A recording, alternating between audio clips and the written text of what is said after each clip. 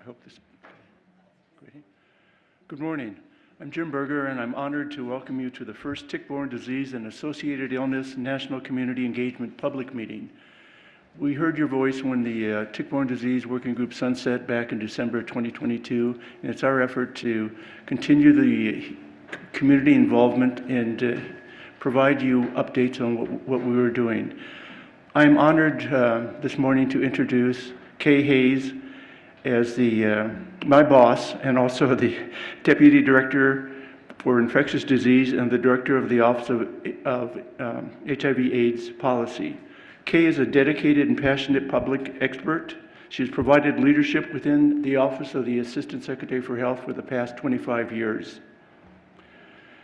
In her role, she steadfastly provides strategic leadership and policy development while encouraging coordination and innovation for our HIV vaccines, viral hepatitis, sexually transmitted infections, blood and tissue safety, antimicrobial resistance, tick-borne disease programs, and more. Kay is really busy in her role.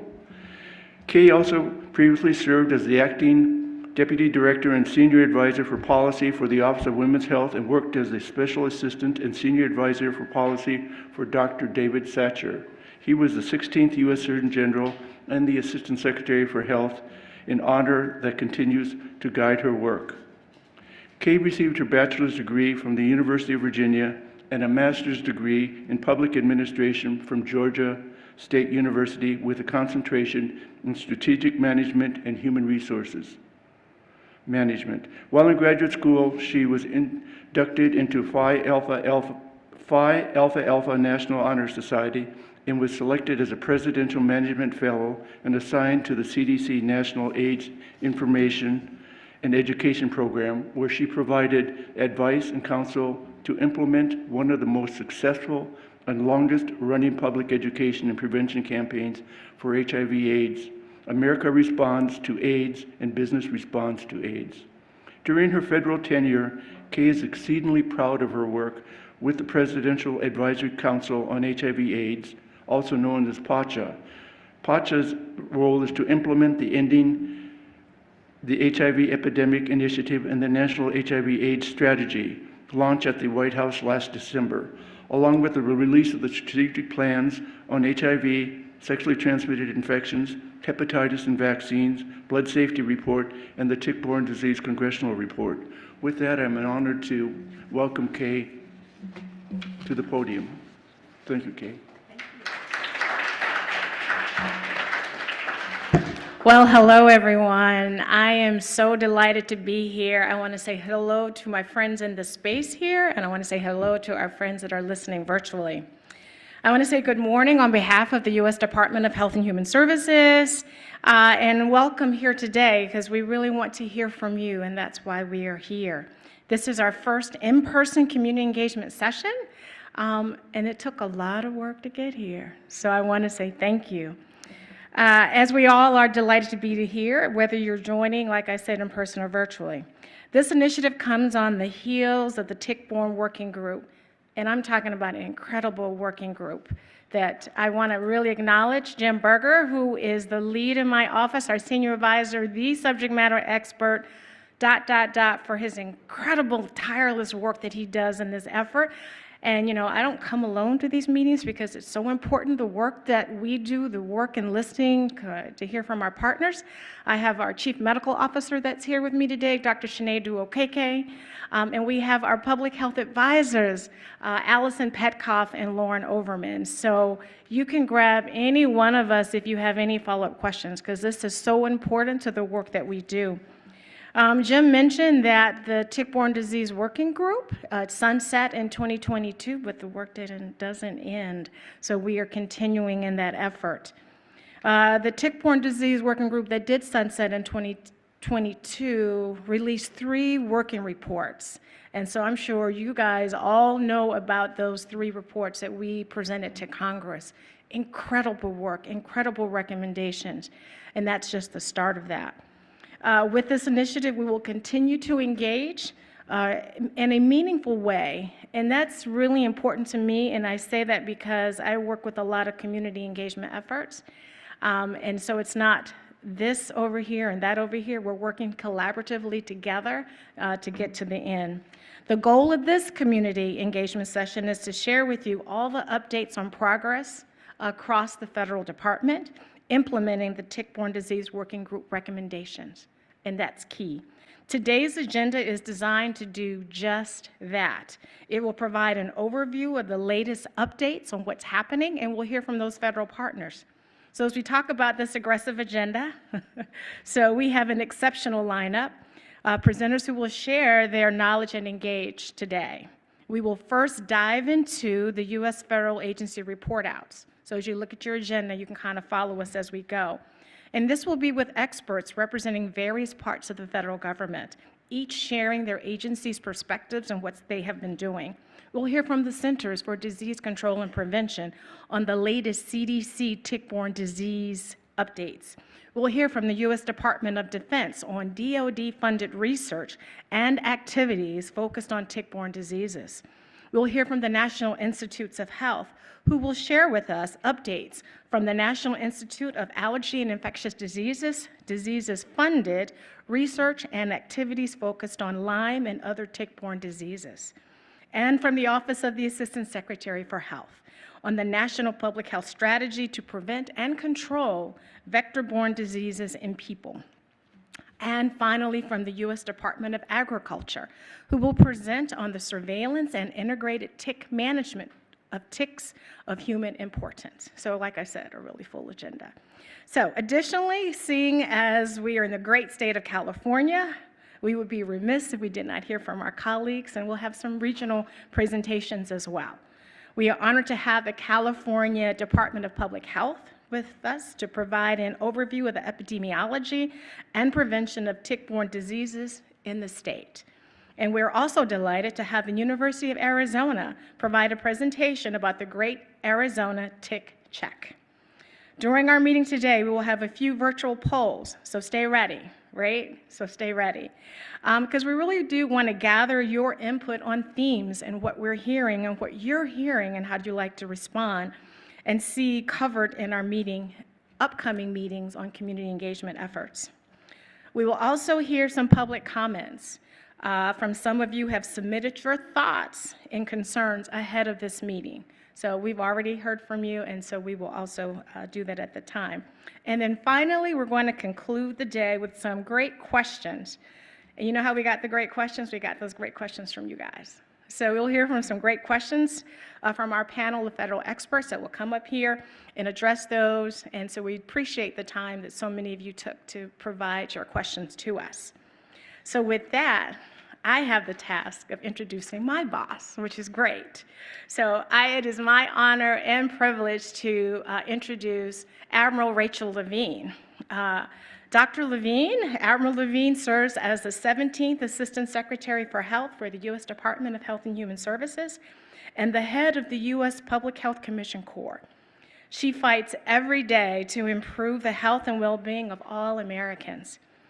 Admiral Levine works tirelessly on our nation to overcome sort of the COVID-19 pandemic and build a strong foundation for a healthier future, one in which every American can attain their full health potential. Admiral Levine's career spans a storied career as a physician in academic medicine, focused on the intersection between mental and physical health, treating children, adolescents, and young adults. And then as Pennsylvania's Physician General, and later as Pennsylvania's Secretary of Health, Admiral Levine addressed the opioid crisis, behavioral health, and other public health challenges. I work very closely, my office works very closely with Admiral Levine, and I will tell you, she's an amazing leader and a fighter for the work.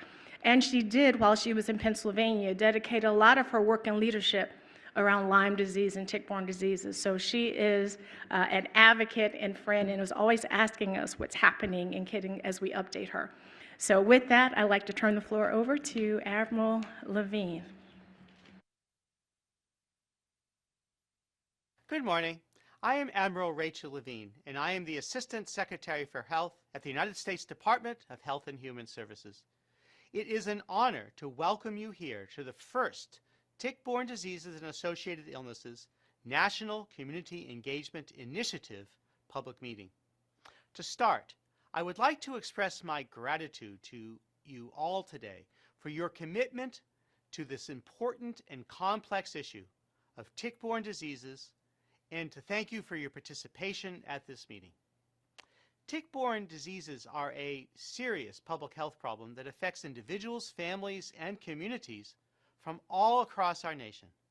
Their impact cannot be understated, as these devastating diseases such as Lyme disease and conditions like alpha-gal have profound effects that extend beyond just physical health. To expedite solutions, ongoing robust engagement with the community is essential to address the rising and ever-present threat of Lyme disease and tick-borne diseases. I am thankful that you are all here with HHS and encourage you to share your Lyme and tick-borne disease insights with us. In December 2022, when the Tick-Borne Disease Working Group sunsetted, I assured this community that HHS's public engagement on tick-borne diseases would continue. That is what we hope to do with ongoing public engagement sessions throughout 2024. Your public input will guide efforts in my office of the Assistant Secretary for Health and inform future updates to the Vector-Borne Disease National Strategy, with continued priority on Lyme and tick-borne diseases. HHS will continue to convene regular public collaboration workshops and sessions to receive your input and share updates on the implementation of the Vector-Borne Disease National Strategy, with a priority to reduce the number of Lyme disease cases by 25% by the year 2035. This ambitious goal arose from your Lyme and tick-borne disease recommendations. I believe we need to foster more collaboration between the public and the government. We need more knowledge sharing with two-way flows of information. HHS benefits from your input and thoughts on issues and topics surrounding tick-borne diseases. As the Lyme advocates have said to HHS, nothing about us without us. This is a key tenet of our public health mission. I want to reassure you all that HHS remains committed to maintaining an open line of communication with all of you here today and with the entire tick-borne disease community, the patients, family members, caretakers, advocates, scientists, clinicians, and more who dedicate their time to this cause. We aim to foster open dialogue to ensure continued, meaningful collaboration with the community. Thank you for being a part of the next generation of solutions for Lyme and tick-borne diseases. At this meeting today, you will receive updates from federal agencies, hear from state agencies, and learn about relevant initiatives and developments in the tick-borne disease space. You will also have the opportunity to provide your input on our upcoming engagement sessions. I hope that you find today engaging and informative, and I encourage you all to participate in these vital discussions, not only in this meeting, but also in the future. As I mentioned earlier, this is the first of these public meetings, and as we move ahead in this important work, we are looking forward to our future engagement sessions, where we will continue the necessary conversations on tick-borne diseases and associated illnesses.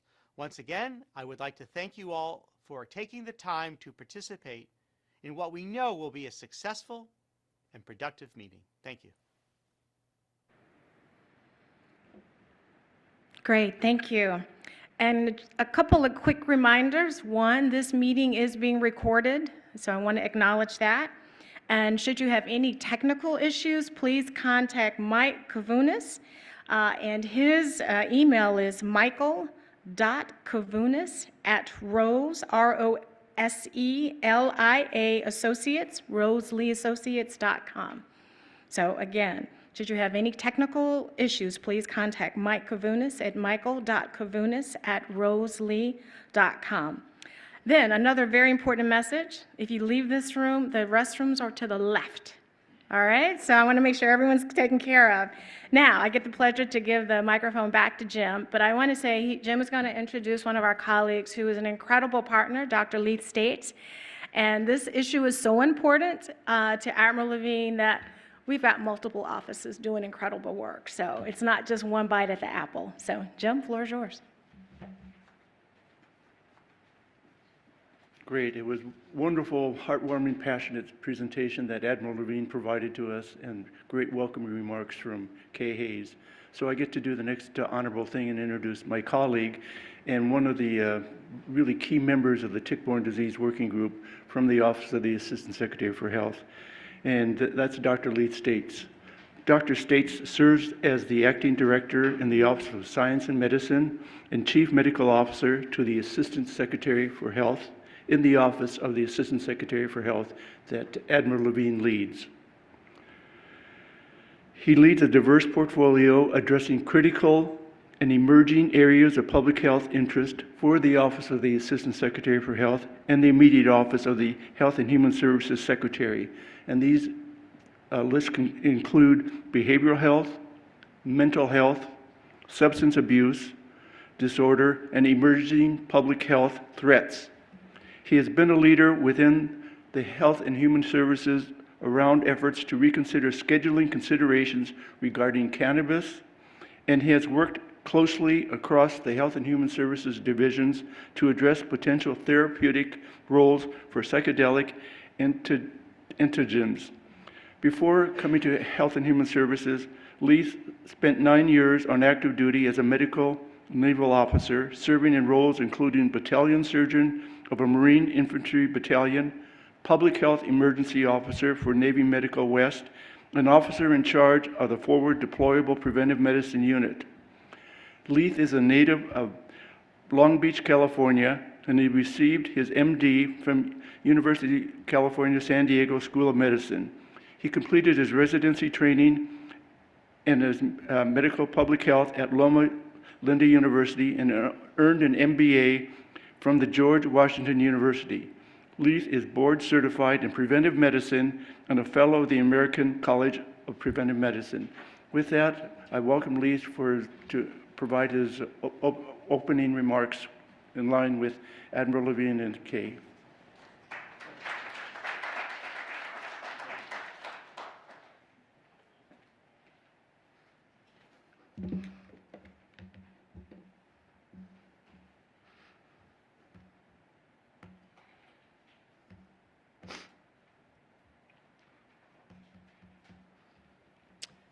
Good morning.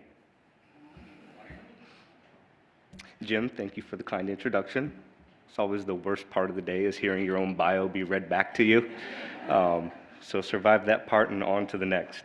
And a very good morning to you all. It looks like we're going to have a very nice sunny Tuesday in San Francisco. So this is a win for June if I ever seen one. So I'm having a little bit of a feeling of deja vu being up here this morning. It was only a few weeks ago that we came together as a community to make progress towards operationalizing the vector-borne disease national strategy at the Humphrey Building back in DC.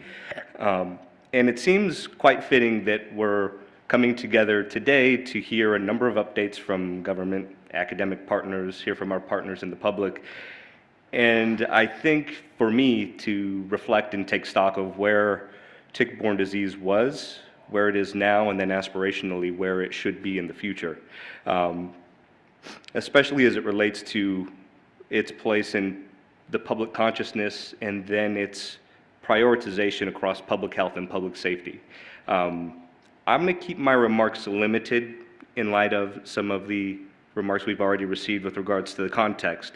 But what I'd like to do is just maybe look at a couple things I've been reflecting on coming into today. Bear with me, I'm on a computer, Microsoft Word here. And not COVID, common cold. As humans, we at times retreat to our silos of comfort where narratives get reinforced, where we are surrounded by those that think like us, and where we keep ourselves at the center of the issue of the day.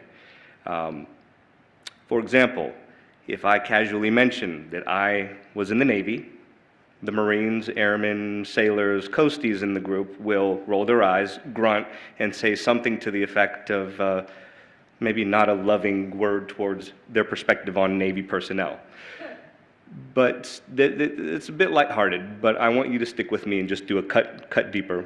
where Jim, you already took a little of my thunder there. If I then look at the Marines in the group, I'm not saying there were any here, but if there were some online, and I say I was a battalion surgeon to an infantry of Marines for multiple years, that disdain turns to warmth, to tears, to smiles, to something that understands the relationship between a Marine and their doc, because it's a special relationship.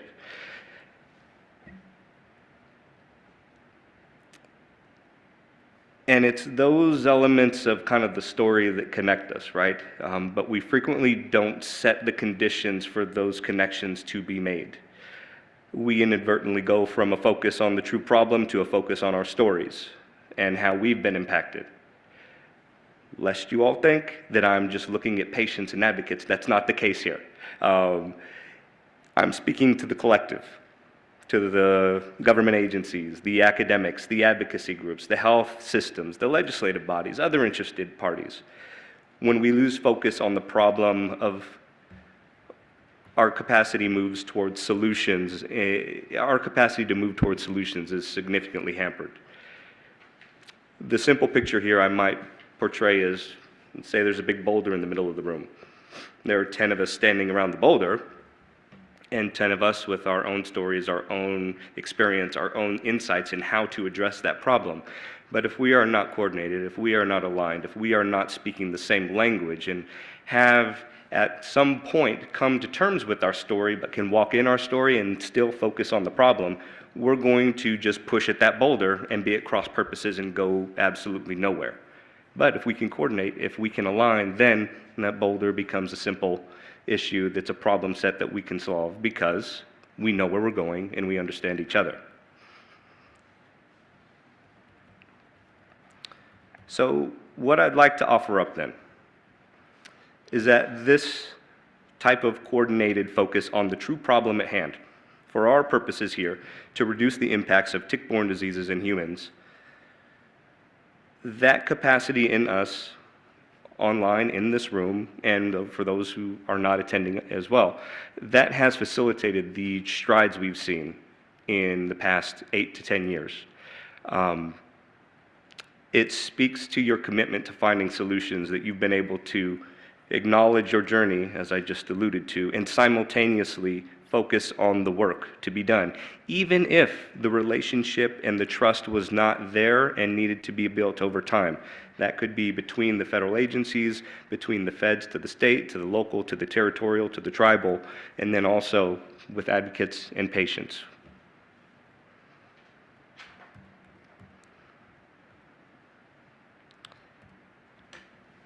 So sometimes I can come off as being a bit oversimplified or hyperbolic, painting the aspirational picture, and that's by intention. I can accept that. The goal should be here to look at the desired state where the reality aligns more and more. And for me, you know, looking at the progress from the Tick-Borne Disease Working Group, having over 70 recommendations, pivoting that towards the public health framework, pivoting that again with the K-Hagen-Tick Act, and looking at the National Vector-Borne Disease National Strategy, it all gets to the additive thrust of our collective and coordinated efforts over time. So as I close, I just want to help us frame our mindset towards collaboration, focusing on the trust and the progress that we've made that's been facilitated by the relationships in this room, the relationships online, and what's to come. So thank you very much for your time and attention, and let's have a great day.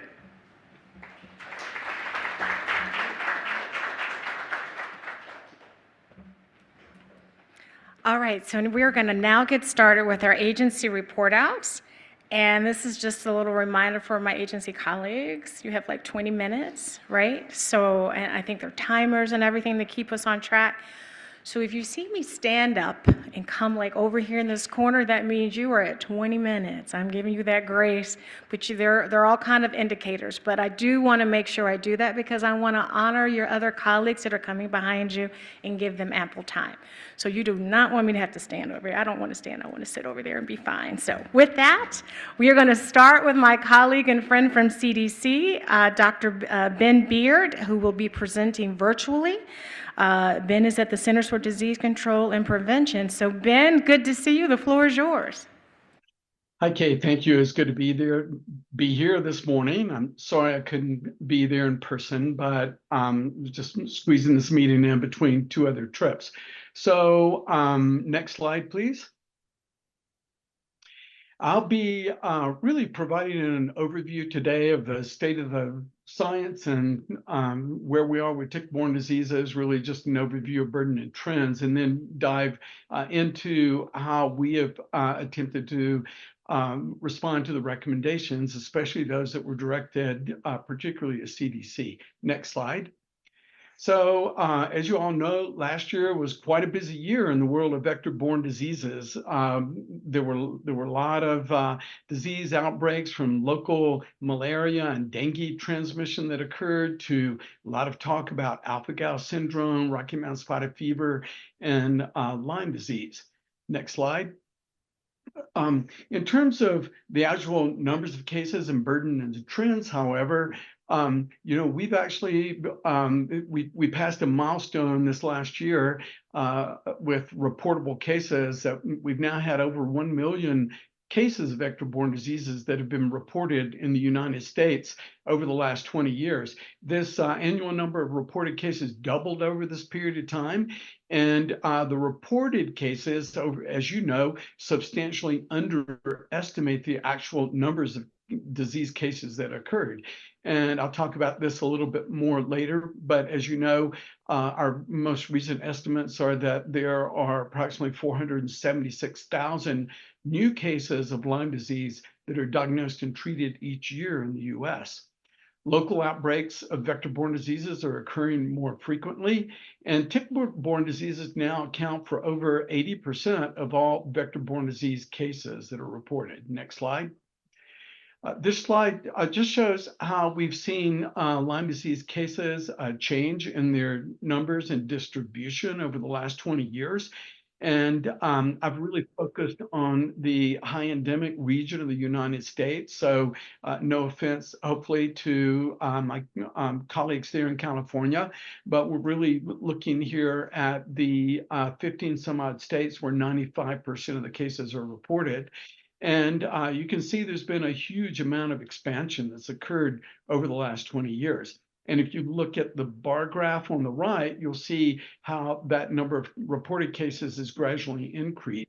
And this actually indicates the three major case definitions that have occurred over the last 20 years. So there's a sense in which we're definitely comparing apples and oranges. But again, this is looking generally at surveillance trends. And I'll talk more about that in a few minutes. Next slide. I want to just also show the trends with a very serious tick-borne disease, Bossum virus disease. And you can see we've seen a steady increase in these cases as well over the last 10 years in this case. Next slide. So it begs the question, what have we seen over this period of time in the expansion of the key vector of these diseases, the black-legged tick, Ixodes scapularis, and which is the primary vector of Lyme borreliosis, anaplasmosis, and Babesia and Powassan as well. And so you can see how the distribution of this tick has increased over the last 20 years, corresponding very much to how we've seen the cases increase in the same region. So next slide. I want to talk a little bit about some of the other tick-borne diseases as well, Rocky Mountain spotted fever. And this shows the trends that we've seen over the last 25 years with spotted fever rickettsiosis. And SFRs, spotted fever rickettsiosis, represent a group of diseases that are closely related, and we link them together because serology will not adequately distinguish the different members of this group. But Rocky Mountain spotted fever cases certainly are the most serious of these. And with a case fatality rate of about 5 to 10%. What you see in 20 and 21, this large dip down, of course, that's influenced by COVID and the negative impact, the adverse impact that had on disease reporting. But it also reflects some changes in case definition, and particularly it has to do with the diagnostics, the serologic criteria for case definition. Next slide. In the U.S., Rocky Mountain spotted fever disproportionately impacts indigenous communities, particularly in Arizona. And since I've talked in this transmission of this disease by a unique tick vector that we'd not observed prior to 2003 as an important vector for this disease, but the brown dog tick, Rhipicephalus sanguineus. And it's very common in some of the tribal communities in Arizona. And there have been over 530 cases and 28 deaths of RMSF. And nearly 80% of these are reported in tribal communities. And I'll come back to that in a few minutes as well. We also saw last year travel-associated Rocky Mountain spotted fever outbreaks, and these cases were all associated with traveler residents to Tecate, Mexico. In California, there's about one confirmed RMS case per year from 2011 to 2019, but it's hyper-endemic along the border communities. And I'll come back to that in a few minutes. And then also wanted to mention about alpha-gal, some of the trends that we're seeing with alpha-gal. And as you know, alpha-gal, or AGS, as we call it, is a serious, potentially life-threatening allergic condition that's associated with the bite primarily of Lone Star ticks. It's named after a sugar molecule, galactose, alpha-1,3 galactose, and this is found in most mammals. And it mediates, and there's an IgE-mediated reaction to alpha-gal. It can be immediate, but more often it's delayed, usually 2 to 6 hours. There could be hives and anaphylaxis, and often gastrointestinal symptoms. And as you know, it's not national notifiable, but is reportable currently in one state, in Arkansas. Next slide. The national estimates for AGS, we published those this year, which was really a high-profile report that came out in CDC's Morbidity and Mortality Weekly Report. We had the first national estimates of burden of illness. The estimate was based on identifying over 100,000 suspect cases. And the largest number of these cases are seen in the southeast and central US. I'll show that on a map in the next slide.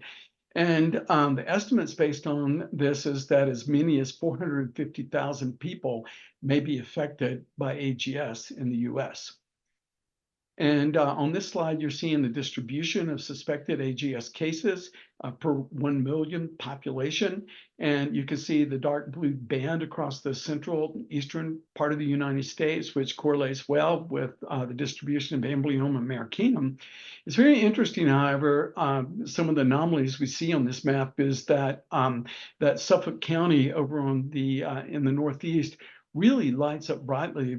There were over 3,700 positive persons identified during the study period. This represents 90% of all positive persons in New York State, and 4% of all positive persons nationwide. We also see, interestingly, a cluster of cases in upper Minnesota and Wisconsin.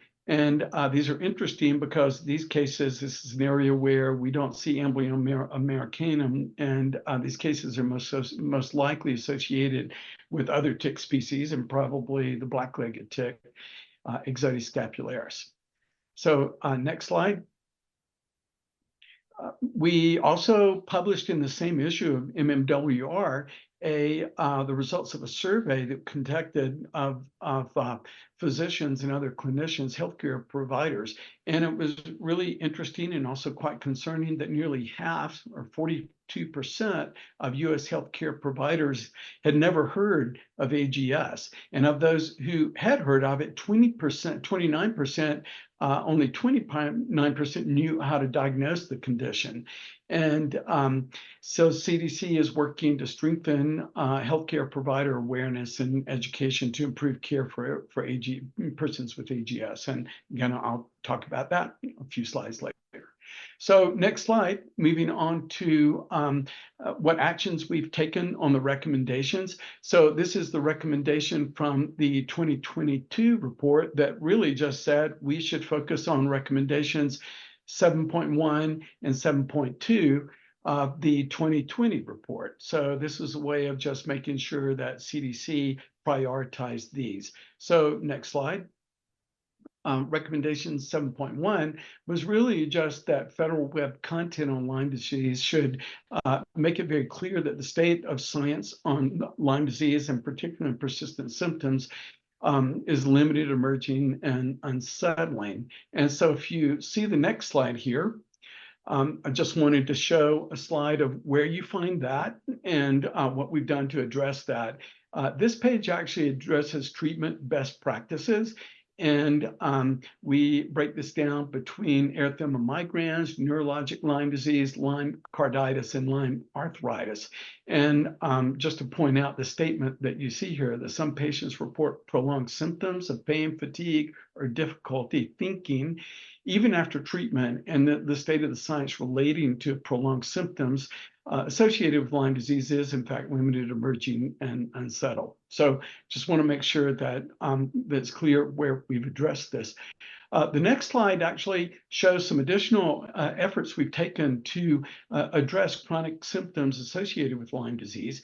And we work with a number of other supporters to sponsor a NASM, a National Academy of Science, Science, Engineering, and Medicine workshop that was really focused on what we call IACI, infection-associated chronic illness.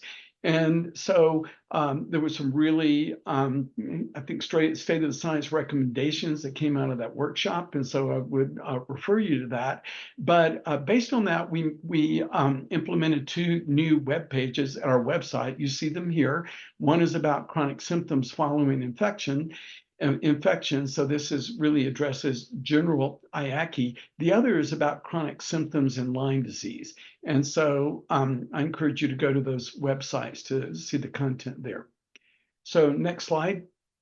The 2020 report also had another recommendation, 7.2, that really basically said clinician training for Lyme disease.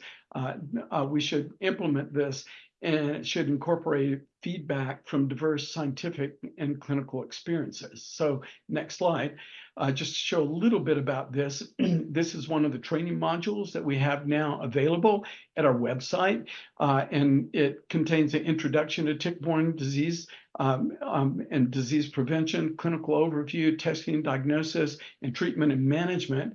And it was developed based on evidence-based research. It was reviewed by Lyme disease specialists and patient advocates.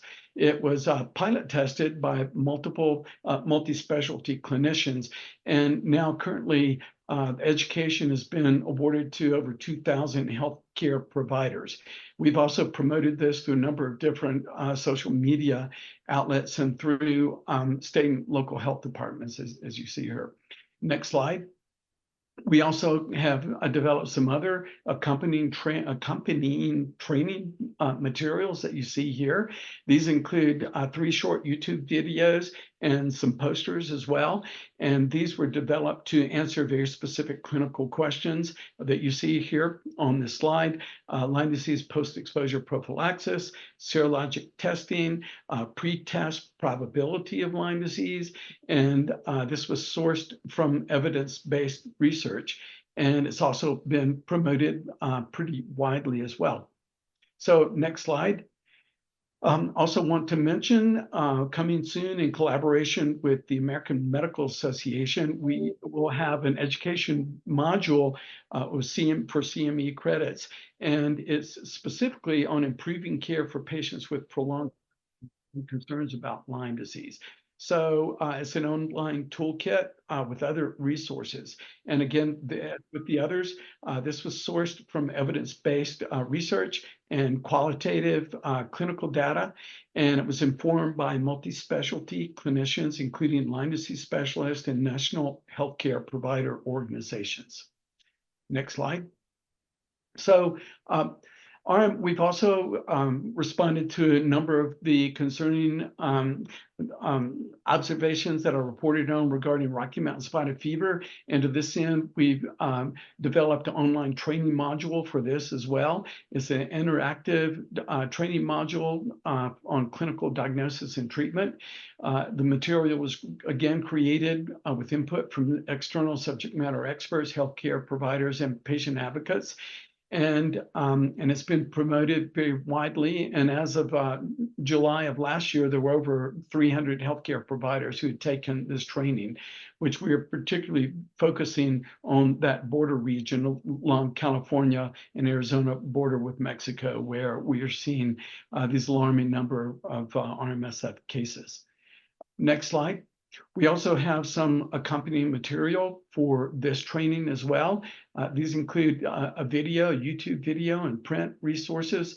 And we developed the material addresses clinical signs and symptoms, diagnosis and treatment. It was sourced again based on evidence-based research, and it's been promoted socially as well. So winding down, we've also conducted RMSF in-person education along the border, and that we call this TREC, or Training on Rickettsiosis, to educate clinicians. And this has been initiated to improve RMSF control efforts along the Mexico border, as you see in the slide. And I won't read the rest of this, but it's just in response to the local need there. And we also have implemented alpha-gal syndrome training materials. And there's a training video, YouTube, and print resources that you see here. And it was developed to provide education on clinical signs and symptoms, diagnosis, treatment. And it too was based on evidence-based research and has been promoted on social media. And there've been over 24,000 views on YouTube of this. So also the 2020 report, recommendation 8.2, this also had a recommendation for us at CDC, and it was to work with CSTE to streamline. Sorry, I fell behind on the slides here. The last slide was the alpha-gal syndrome training module. And this now is the, sorry. Now, this is the final recommendation that I want to focus on in the presentation. And this was to work with CSTE to streamline the surveillance process and reduce the burden of clinicians and public health departments on permitting direct laboratory reporting of positive cases. So to that end, in 2022, we worked with CSTE, and we were able to work together to change the surveillance case definition, as you see on the next slide here. And I refer you to this report. Well, this is actually our webpage that shows the new case definition. And it basically says in the high incident states, in Lyme endemic areas, that a positive diagnostic test, is reportable. And so I'll talk about that in just a moment. But next slide. This MMWR report, we published this just this past February to summarize the findings of the 2022, the results of the 2022 case definition, and what we've seen in the numbers of reported cases, which you see in this next slide, my last slide. And this is just showing, I mentioned this earlier, we have the 1996 case definition, the 2008 case definition, this significant drop in cases, and really in the last, since 2017, which indicates reporting fatigue and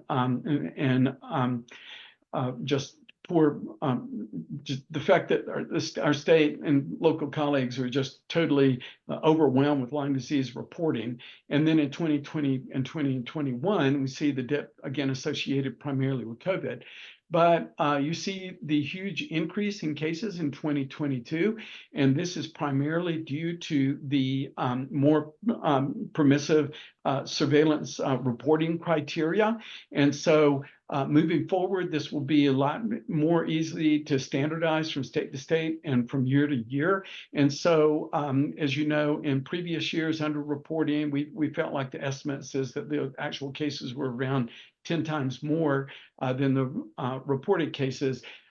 This should cut down on that underreporting deficit. And so we'll have to see moving forward exactly what that looks like. But we are seeing a lot more cases reported, and we expect to see that moving forward. So I think that that probably addresses most of the concerns in that recommendation. So I'll stop there and thank you for that. And I know there's some of the questions that play off of this presentation and go a little bit deeper that we'll discuss, I think, in the Q&A section in the panel time. So I'll stop with that and pass it on. Great, thank you so much, Ben. Outstanding presentation and lots going on. I was copiously taking notes, even though I know this, it's really interesting to hear in this perspective where we're all here today. So our next presenters are both virtual. These are updates on DoD-funded research and activities focused on tick-borne diseases.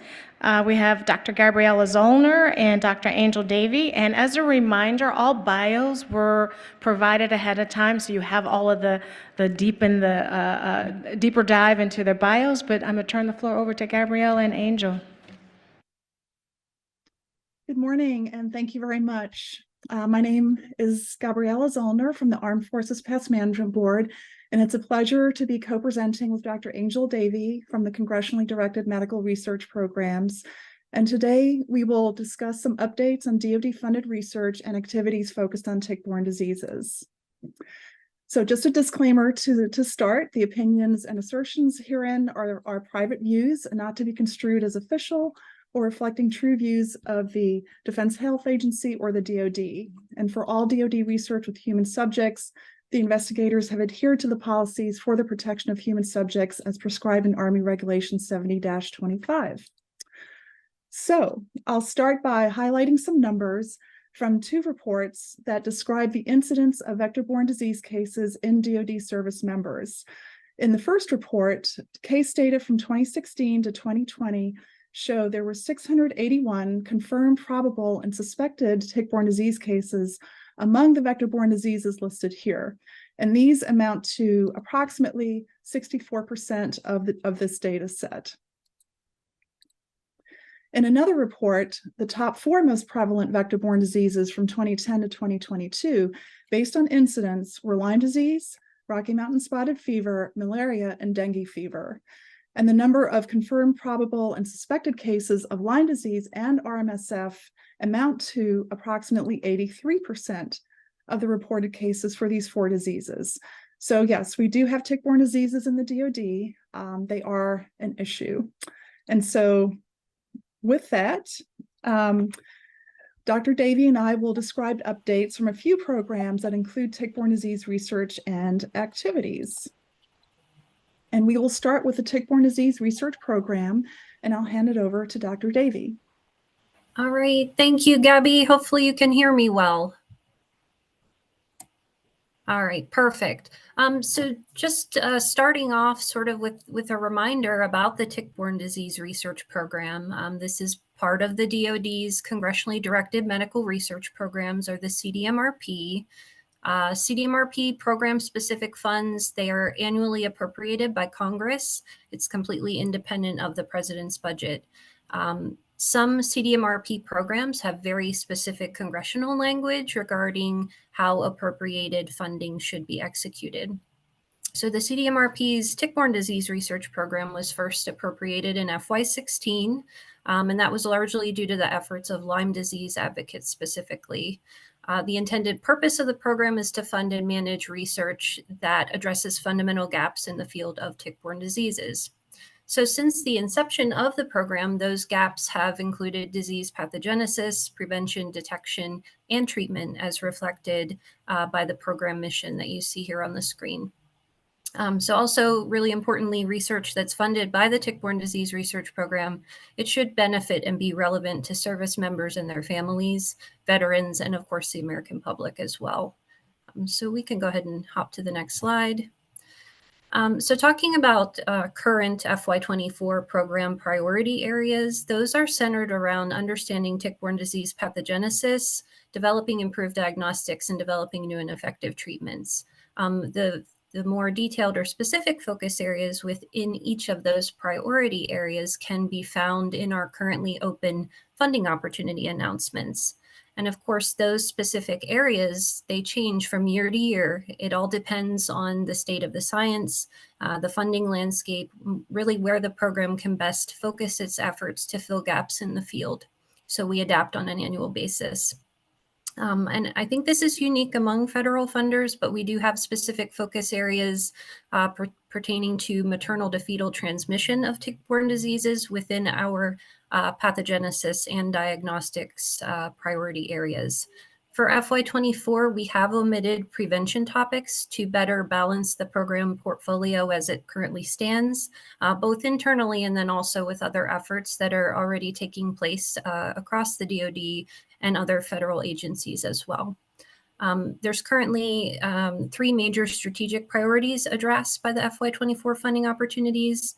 That includes supporting conceptually innovative early ideas that are ultimately going to lead to discoveries or advancements in reducing the burden of tick-borne diseases. Also supporting product-driven, more established research, including evaluation or validation of therapeutics and diagnostics. And then we're also looking to help advance career development and grow the field of tick-borne disease researchers. Can go to the next slide, please. So this is showing kind of a current 5-year snapshot, the FY19 to 23 portfolio. So this is 36 awards.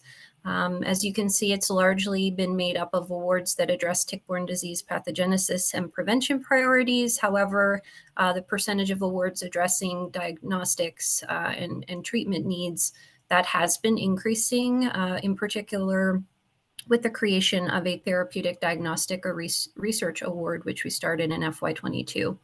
Also, looking at the second chart here, you can see that program investments are spread across various tick-borne diseases, bacterial, viral, and parasitic, as well as tick-borne conditions. Just under about 60% of the portfolio is focused on Lyme disease and associated co-infections.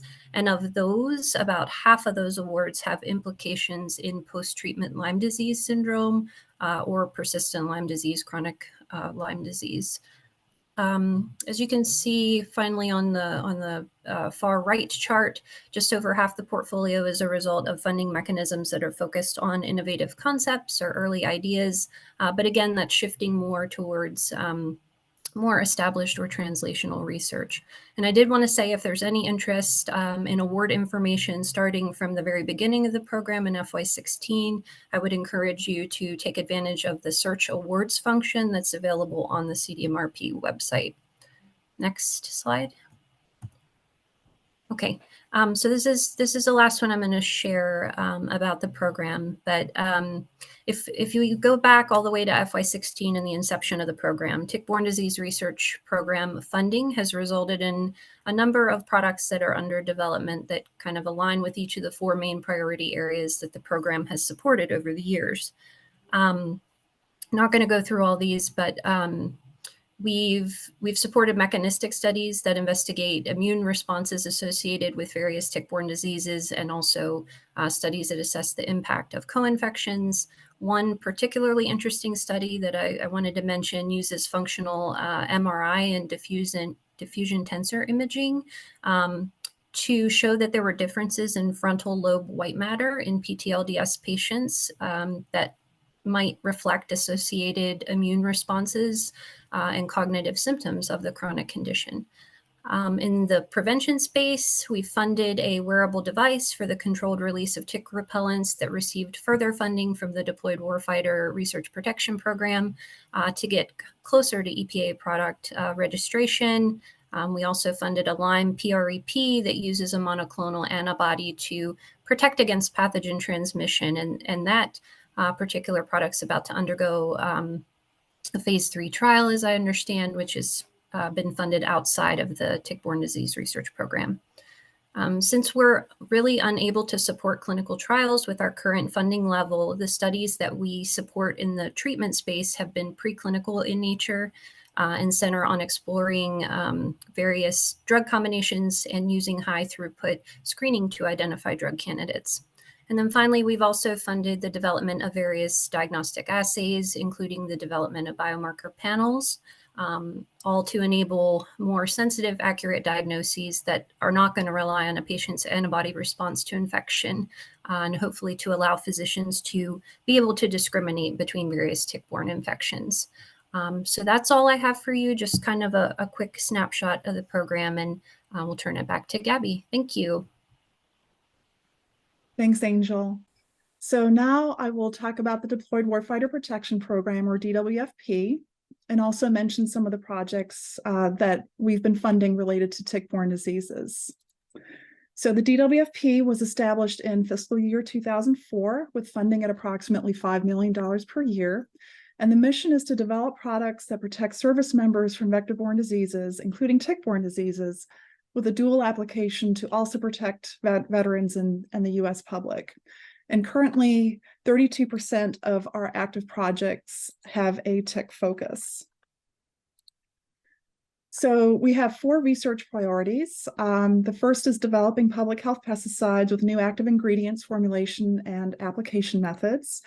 Then developing new personal protection tools, especially those with passive bite prevention, and developing software applications to improve disease forecasting and vector management strategies. And finally, developing surveillance tools for improved tick collection, tick identification, and pathogen detection. So the first project I'm going to address is regarding the development of a new pesticide application method to control ticks. So Banfield Bio created nanoporous microparticles containing an acaricide that can jump from a host animal to a tick. Jump to the host animal and then get on the tick, just like how pollen transfers from flowers to bees. And these microparticles treat ticks on the host as well as free-living ticks in cryptic locations that the host visits. On the image on the right, you can see the path of a mouse and where fluorescent particles are deposited that are also circled in the figure. And the structure of these particles allows for mixed release rates because the active ingredient is not only on the outer surface of the particles, which can treat ticks immediately, but there are also micropores on the surface that allow for the release of the active ingredient through the pores at a slower rate. And then finally, some of the active ingredient is stored in the internal nanoparticle structure, which allows for an even slower release rate. And this would allow particles to be able to treat ticks in the next season or even later. And these particles are also supporting related studies at NIH, again, just to show that there are multiple federal agencies working together. So in this second project, the Walter Reed Army Institute of Research in Thailand evaluated 3 different topical repellents against Rhipicephalus sanguinus tick nymphs in a 4-arm bioassay with 30 human volunteers. And they compared 10% Nootkatone and Chigaway against 20% picaridin, which is the gold standard. And the images on the left show the repellent-treated area between the dotted lines just above the wrist, if you can see that. And then there's a tick release spot where a brush is used to release the ticks onto the forearm, and a line showing the crossing mark between the tick release and repellent-treated area. The figure on the right shows the complete protection time for each repellent with respect to the proportion of volunteers that were protected. And the main point of this is that the median protection time was about 7.5 hours for picaridin and about 7 hours for Nootkatone and Chigaway, but these differences were not significant, and there were also no differences in tick behavior when they were exposed to the different repellents. And they're also planning further testing against Haemaphysalis longicornis ticks. So in this third project, a substrate releasing a volatile pyrethroid chemical called transluthrin was evaluated by Purdue University against 3 tick species using several different bioassays, and I'll just mention very high level a few of the results here. The first is a contact toxicity assay in which Ixodes and amblyomma ticks were exposed to the treated substrate for 10 seconds or 3 minutes for dermacentor ticks to achieve greater than 90% knockdown. And the second bioassay is a short-range spatial assay in which ticks were placed in a tube with a treated substrate at one end, and the ticks were free to move around inside the tube. It's sort of like a choice assay. And in this assay, the researchers found that knockdown and mortality occurred in all species, with the highest overall rates in Ixodes scapularis. The third assay is a perimeter protection assay in which Ixodes ticks were placed inside a large square arena with the treated substrate around the edge of the square. And again, they found greater than 90% knockdown and mortality. And again, this was only done for Ixodes scapularis ticks. So in the fourth and last DWFP project I will showcase today, researchers at Columbia University developed a modeling platform to assess the effectiveness of different management approaches for Ixodes scapularis nymphs. This platform was piloted by assessing reductions in white-tailed deer population at 3 different levels, low, medium, high, broadcast area application of a metarhizium entomopathogenic fungus called MET52, and also fipronil-based small rodent bait boxes. And these were included in modeling simulations that assumed a low, intermediate, or high impact on tick reductions for each management approach. The figure here shows the percent reduction in tick numbers for each management approach alone. Those are the 3 sets of bars on the left, as well as deer reduction or MET52 combined with the rodent bait boxes. Those are the bars sort of to the right. And then all 3 approaches combined on the very right. And here we can see that the combined approaches with all 3 treatments would have the highest overall impact on suppressing tick populations. And so computer simulations like these can be a powerful tool to identify the optimal deployment of individual and combined tick management approaches. So finally, the third program we will talk about is the global emerging infectious surveillance and some of the tick-focused activities conducted by GEIS. So GEIS is a branch in the Armed Forces Health Surveillance Division that focuses on the surveillance of infectious diseases to include tick-borne diseases and also tick collections or tick surveillance by 11 labs in 24 countries around the world. Several of these labs also perform insecticide resistance testing on locally collected ticks to better understand how vector control strategies would be affected by insecticide resistance. So these labs are shown in the red dots. And as an example of the insecticide resistance efforts, GEIS is developing a rapid visual communication tool for insecticide resistance in ticks. The figure here shows a snapshot of resistance testing in mosquitoes. As an example, these are mosquitoes collected at many locations in Kenya, where each quadrant represents a different insecticide classes, with pyrethroids shown in the bottom right quadrant. And the red arrow is pointing to one of the pyrethroid insecticides called permethrin, which is also used to treat military uniforms. And the red and yellow bars in the permethrin column indicate confirmed and probable resistance at several collection sites in Kenya. So this is just an example of what we are striving for, to be able to see these visual snapshots of insecticide resistance in order to better inform our vector control strategies. And GEIS has also been increasing its tick surveillance capabilities at a growing number of overseas locations. And hand in hand with that, also expanding capabilities to detect novel pathogens in ticks collected from sites around the world. So as an example, one of our labs has been using nanopore-based metagenome sequencing to detect phlebiviruses isolated from ticks collected in Turkey, specifically Crimean Congo hemorrhagic fever virus and also Jingmen tick virus. And so the image here on the right shows some of the virus diversity based on these sequences. So this is the end of our presentation today, and it concludes our DoD updates on tick-borne disease research and activities, and we look forward to sharing more updates with you in the future. Thank you very much.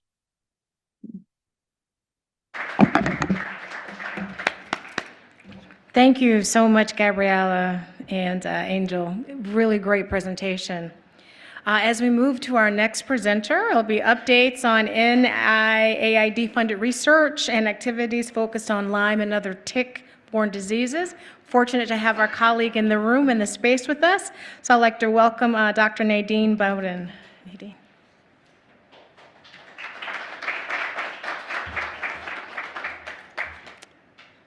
Good morning, everyone. I'm happy to be with you today in person. And I guess you can go ahead and put up the first slide, or is this my magic? Okay. All right. So as Kay mentioned, I'll be providing some updates of NIAID-funded research on Lyme disease and other tick-borne diseases. Next slide, please. I'll start with a brief introduction of myself, as this is the first time I've had the opportunity to engage with many of you. Then we'll talk a little bit about how funding works in the NIH, and then finally we'll get to what you all come for, which is to have the updates on the NIAID activities and research. Next slide, please. So from this slide, it looks like I'm a professional collector of acronyms, but there are actually words and organizations behind these. So I've been at the NIH and NIAID since 2022 in my current position as the program officer for Lyme disease and relapsing fevers caused by Borrelia species. Prior to that, I was at the FDA, Food and Drug Administration, Center for CDR8, Center for Devices and Radiological Health, Division of Microbiology Diseases. Division of Microbiology Diseases is FDA speak for tests that diagnose infectious diseases. As in that job, part of my portfolio included evaluating diagnostics for Lyme disease, which led to the opportunity to serve in the program that Angel just described to you, the congressionally directed medical research program for tick-borne diseases, research program, and in that I served on the programmatic review. They have a two-tier review system for the applications. One is based just on the science, and the other is based on how well that science and proposal fits into the overall mission of the program. So that's the portion of the review that I participated in. My current position led to the opportunity to participate in Lyme X Diagnostics, which is a public-private partnership with the Cohen Foundation. We're seeking to identify a diagnostic that can distinguish between current and past Lyme disease infection. And just as kind of a fun fact, prior to earning my PhD, I earned my DVM, and I still practice as a veterinarian treating cats and dogs. So I get the opportunity to discuss Lyme prevention in dogs and testing and occasionally treatment. Next slide, please. So a little bit of background about how the NIH funding works. Next slide, please. So we receive our funding from Congress, and it's basically split into two large buckets, the extramural research and the intramural research. The intramural research is a relatively small percentage, 10 to 15%, and a researcher that you all may be familiar with that works in the intramural community is Adriana Marquez. The vast majority of the research goes to the extramural community, which are the universities and training centers that we support. And that's what my update's going to focus on today. And just a little bit about how we distribute money through the extramural system. The majority of applications we receive are from PIs that have their idea about what they want to study. These applications are then reviewed by experts in the field. And then in NIAID, the decision about who gets funded is primarily guided by pay line. So if your application receives a certain score, you're going to be funded for that year, and those change each fiscal year. Next slide, please. So I wanted to provide you all with just a snapshot of the Lyme disease portfolio, and this is what we've funded based on what we've received. It covers a wide variety of areas, and the squares on the slide do represent roughly the percentage of the portfolio that covers that topic. So I'll just highlight a few things from each of these. So we have mechanisms, we have several grants focusing on mechanisms of persistent symptoms, and I'll discuss those in more detail towards the end of the presentation. Very excited about a mouse model developed for neuroborreliosis, or in development for neuroborreliosis, that actually shows some clinical signs similar to what's seen in people. That's particularly exciting because right now the only animal model we have is non-human primates for neuroborreliosis, which there's a challenge in using that, many challenges in using that model. So hopefully this model development will be successful and it will expand the number of researchers that will be able to focus in that area and the types of research they'll be able to do. We also have a lot of studies about immunity, both innate and adaptive and host and the role of bacterial, so that's all very interesting.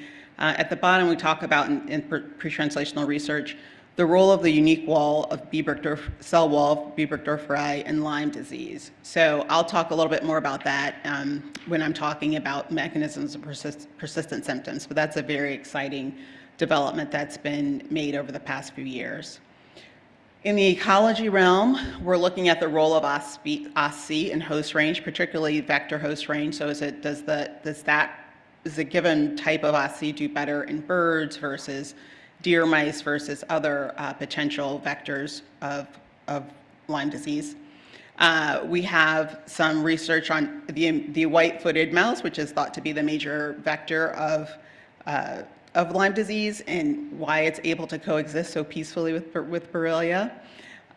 In diagnostics, we have some things that are looking at direct detection, looking at rapid tests, looking at different ways to use serology to see if we can improve the effectiveness of it, predictive biomarkers, and even looking for evidence of infection through urine. In prevention, we have several types of vaccines, both vaccines directed towards humans, which are traditional peptide vaccines and mRNA. We really have some folks that are looking at vaccines for multiple pathogens, anti-tick vaccines, and then some very interesting vaccines that would actually be heritable in the white-footed mouse. So that's a very interesting research project that is ongoing. In treatment, we're looking at if there are any differences in treating childhood Lyme meningitis with IV antibiotics versus oral antibiotics. Obviously, if we could treat it with oral antibiotics, that would be less stressful and more convenient for the families without decreasing the quality of the outcome. So we're exploring that. Using novel therapies, and also is there a role for monoclonal antibodies for folks where antibiotics have failed to resolve the infection and the issues. Next slide, please. So to do this, we have a couple of ways we can encourage research, because I said before, a lot of it is initiated by the investigators. So one is a NOSI, Notice of Special Interest, and these are great because we can put them out quickly. We can signal to the community particular interests that we have, especially in terms, say, highlighting different aspects of our strategic plans that we'd like to see more applications from. And two examples that are currently on the street, as we say, are advancing research for tick-borne diseases and understanding immune evasion in tick-borne diseases. And so I'll come back to that second one in a few slides. The other option that we have is called a request for applications. These generally take longer because they go through multiple layers of review and they have budget implications. We have two that have been recently awarded, so the research is still ongoing. One is genetic tools for rickettsial and related infections, and the other is understanding persistent signs and symptoms attributed to post-treatment Lyme disease syndrome. Next slide, please. So now what you all came for, updates on our activities and research. Next slide. So we've had two meetings in 2023, one on understanding immune evasion in tick-borne diseases, and this was a virtual meeting that was open to the public, and we had speakers from the intramural and extramural community, which was very nice, and we covered bacterial, viral, and parasitic tick-borne diseases. We had another meeting in August, the mid-award meeting for targeted prevention of tick-borne diseases. And if you recall, that was one of the RFAs, or that came from one of the RFAs that I discussed a few minutes ago. Now, this one was a closed meeting because it was an update on ongoing research. So it was limited to the folks that had received awards, which there were folks from 14 different laboratories. So they got to share what they were doing and what progress they were making. And this also covered bacterial, viral, and parasitic tick-borne diseases. And the real value of these meetings is really connecting folks together to see how they can collaborate, to see what ideas they can build from one another. So those were excellent meetings, and it's just nice to be able to appreciate the progress that's being made. Next slide, please. So this will be the rest of the presentation, really. And so these grants listed here are arose from the RFA for post-treatment Lyme disease syndrome. And on this page, I just have the lead PI and then the focus of the research. On the following pages, I'll have the full name of each of the grants that was awarded. But from this list, if you're familiar with the researchers in Lyme disease, you'll see we had a mix of folks. We had some early in their career, some kind of towards the end of their career. We awarded some to folks that we had not previously awarded grants to for Lyme research, and some that we've had the opportunity to award many grants to. So next slide, please. So John Aucott at Johns Hopkins University, many of you may know him as he directs the SLICE repository, which collects numerous samples from folks that are suffering from Lyme disease at various stages. So the title of the grant was Determinants of Post-Treatment Phenotypes in Lyme Disease.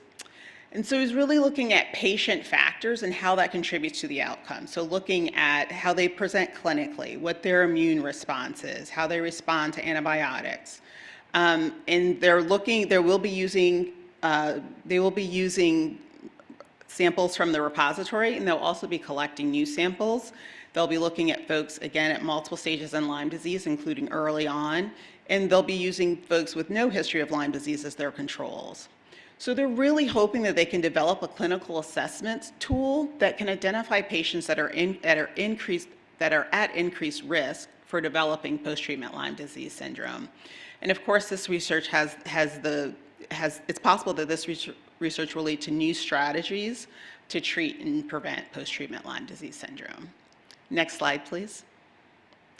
So Lyndon Hu at Tufts University, the title of his grant is Autoantibodies as Predictive Markers for Post-Treatment Lyme Disease Syndrome.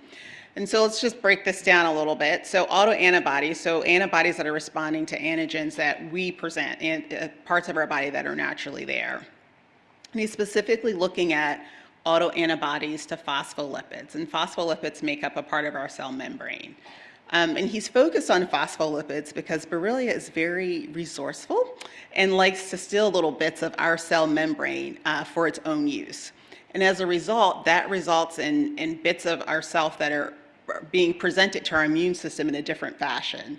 And so it can cause the immune system to not quite recognize it and create antibodies against it. So it's kind of, if you think about like, your body knows your hand, but if it sees your hand holding someone else's hand, it might confuse it a bit and start causing it to make antibodies.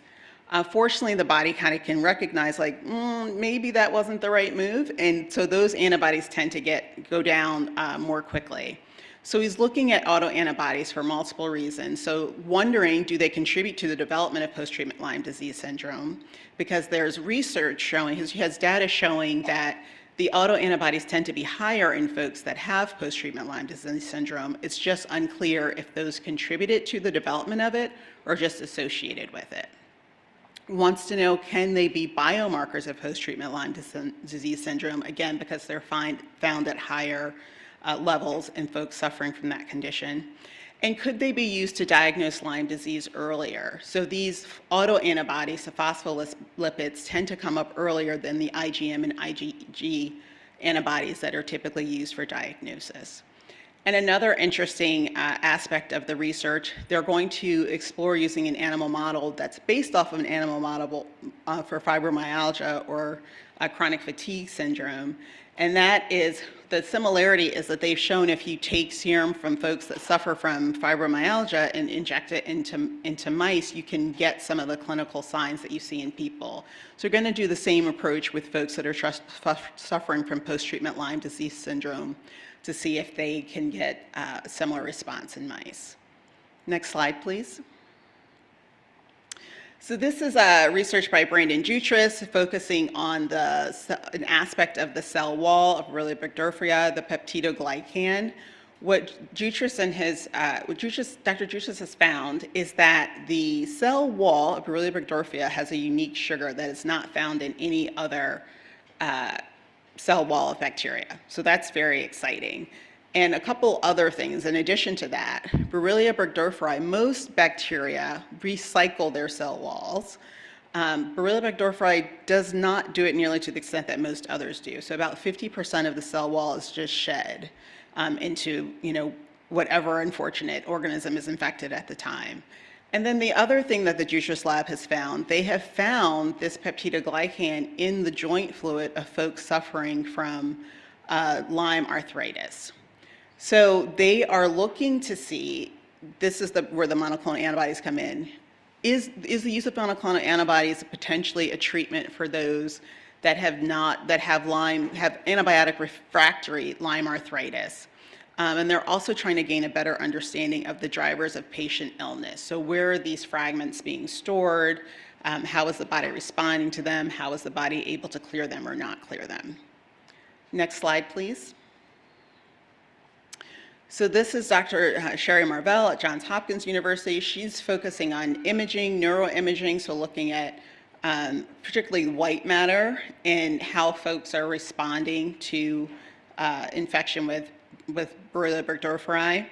They'll be doing brain scans on folks immediately after they're treated for antibiotics, 6 months and 12 months later. And they're trying to see if through these images, they can find a mechanism for neurologic symptoms that are observed in post-treatment Lyme disease syndrome.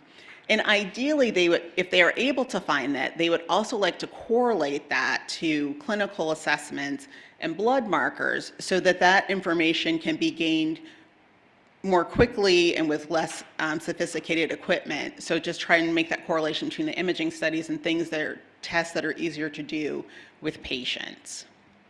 Next slide, please.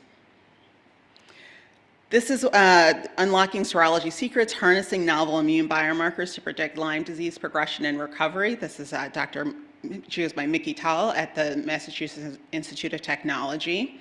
Her focus is on serology, but she's looking at serology, she's looking at different classes and subclasses of serology. So historically, we've looked at IgM and IgG to identify Lyme disease, and we're all familiar with the challenges of looking at just those antibodies. She's, in addition to that, looking at subtypes of IgG and also looking at IgA and IgE. And so they've developed a profiling technique that allows them to look at all these various serology biomarkers. And they're doing several things with it. They're profiling the immune response of each patient.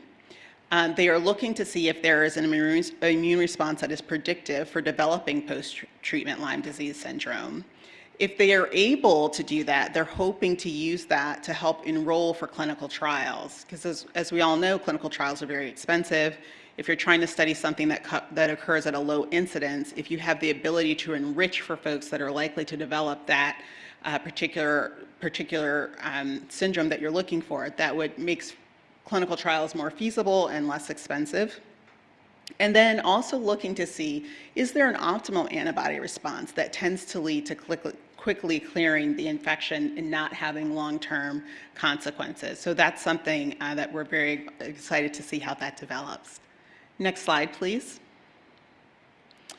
So Dr. Rafael Tokars at Columbia University Health Sciences is looking really at Borrelia itself, the bacteria, looking at the genetics of the bacteria to see, is there something about that makes some bacteria more likely to persist in the infected host than others. And he's developed two techniques to assist with this, the TB D, CAP-seq, which helps with sequencing Borrelia from tissue samples, which Borrelia is often present in very low numbers, which is a huge challenge for sequencing. And also the TBD serochip, which helps identify a wide range of antibodies that occur in response to Borrelia burgdorferi.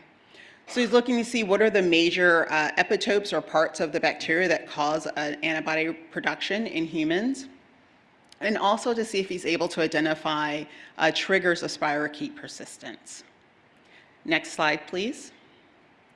And so finally, our last award I'm talking about today is to Neil Woodbury, who's at Arizona State University, who is using machine learning to try and discover early immunologic biomarkers for risk of post-treatment Lyme disease syndrome. And they've used the machine learning to develop several peptides that antibodies could potentially react to. And what's novel, particularly novel about his approach, is he's not looking just at antibodies that develop in response to the bacteria itself, but all the antibodies that are circulating in the human during the time that the infection is occurring. So that's where the machine learning comes in a lot. And so they're trying to determine are antibodies that are responding to Borrelia burgdorferi and non-Borrelia burgdorferi antibodies contributing to the development of post-treatment Lyme disease syndrome. And again, they're seeking to predict and validate which of these antibodies are associated with the development of that particular syndrome. Next slide, please. So I know I went over a lot of material very quickly. If you're interested in finding more, you can use Reporter, HHS.gov. The opportunity number for this RFA is provided at the bottom, and you can put that in as a search term. Additionally, there are several other search fields that you can use. You can use the program officer, you can use keywords, you can use researchers. So it's a really great resource to find more information about the research that we're supporting and have supported in the past. And thank you for the opportunity to engage with you this morning.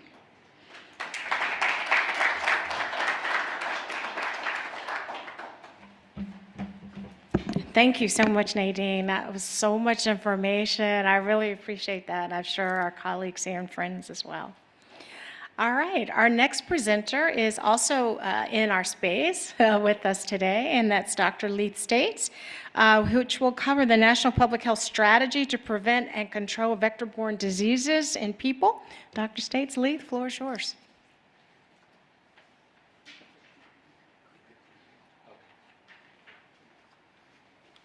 Right, I'm being told there's a clicker. Let me see if I can't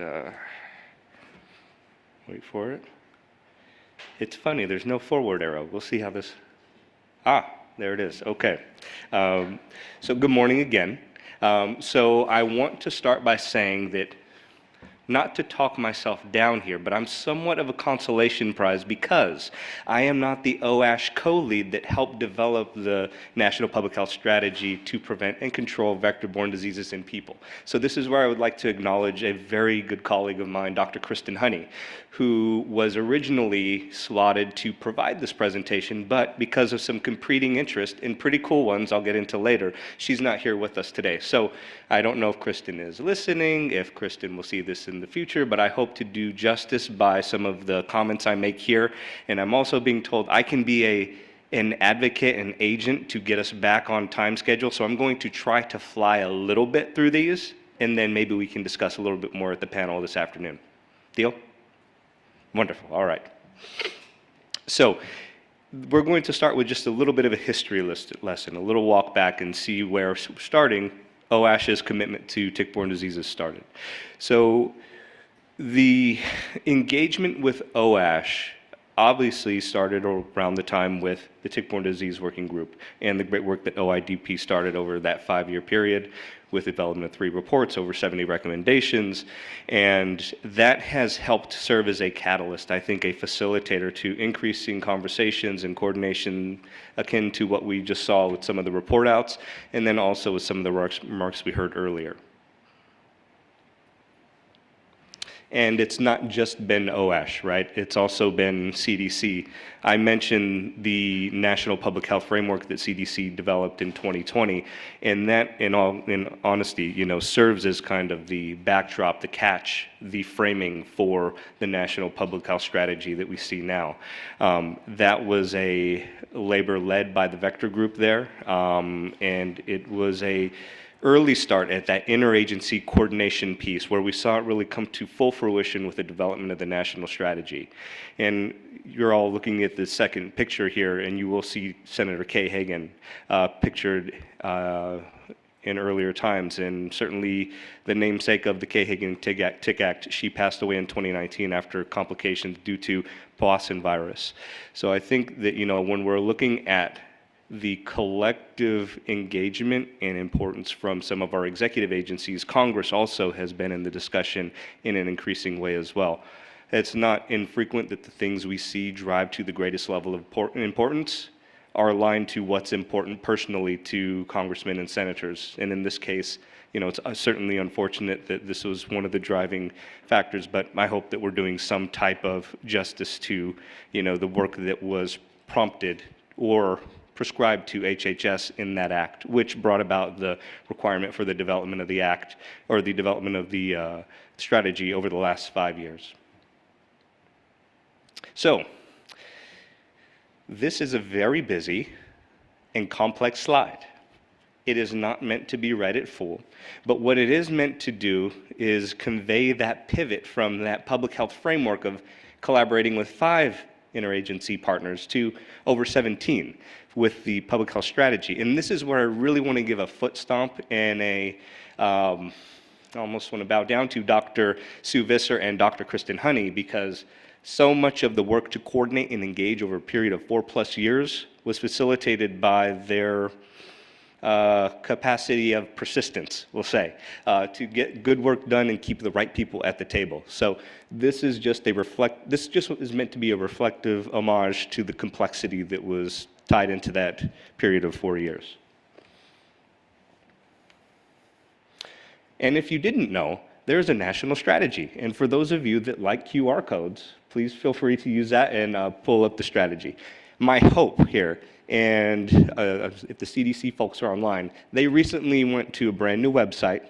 It's very fancy, very pretty. Some of the links were broken, so you may be playing a little Russian roulette here if you do try it, but might as well try and see what happens.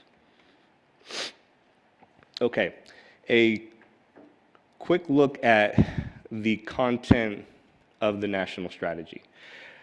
I'm not a person that's adept at understanding the true difference between vision and mission, and I will,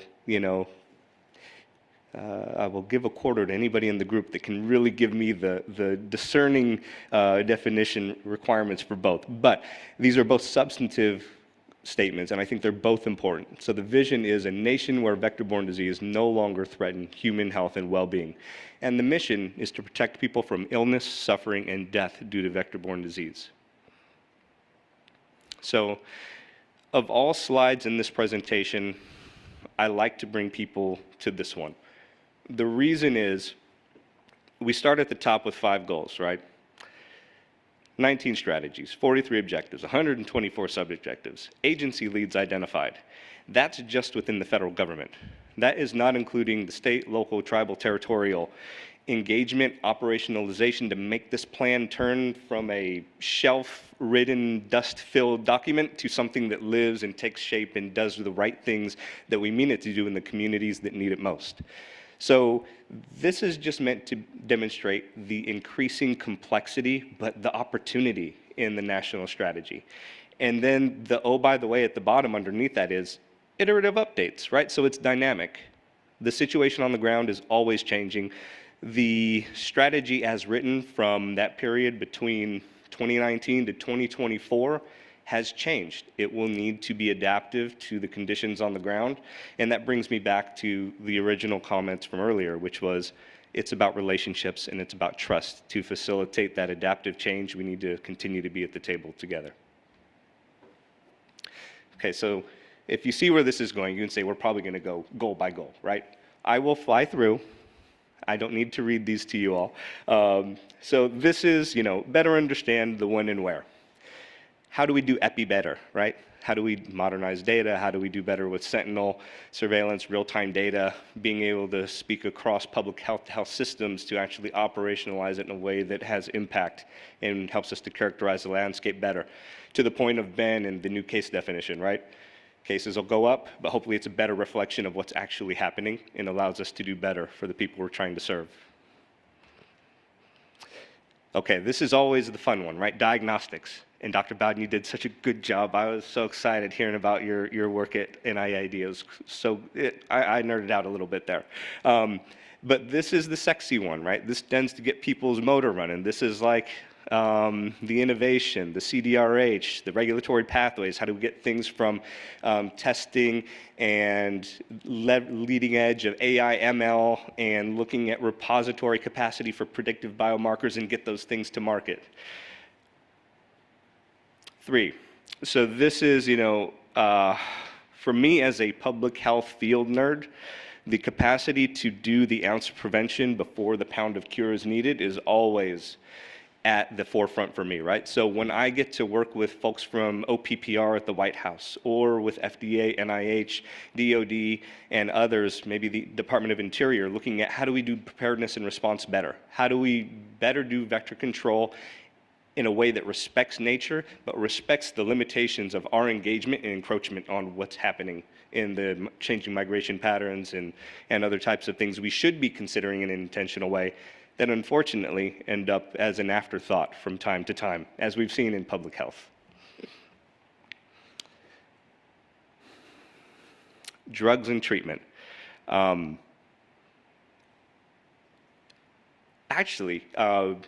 This is an interesting area where I think there's a lot of agnostic capacity, right?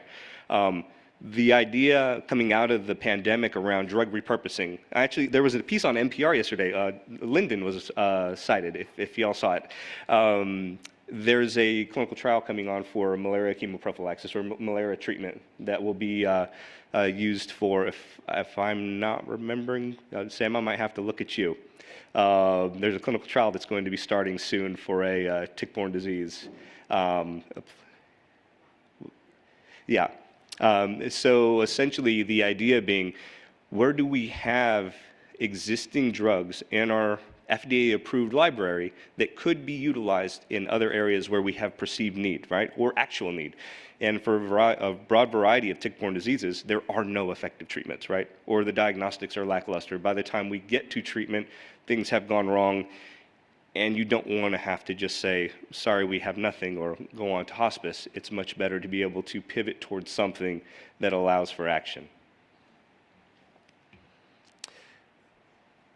Okay, this is the catch-all, right? This is always the catch-all. Everything else, the kitchen sink, do it better, coordinate, relationships, trust, everything we need to prevent, detect, diagnose, and treat and respond, right?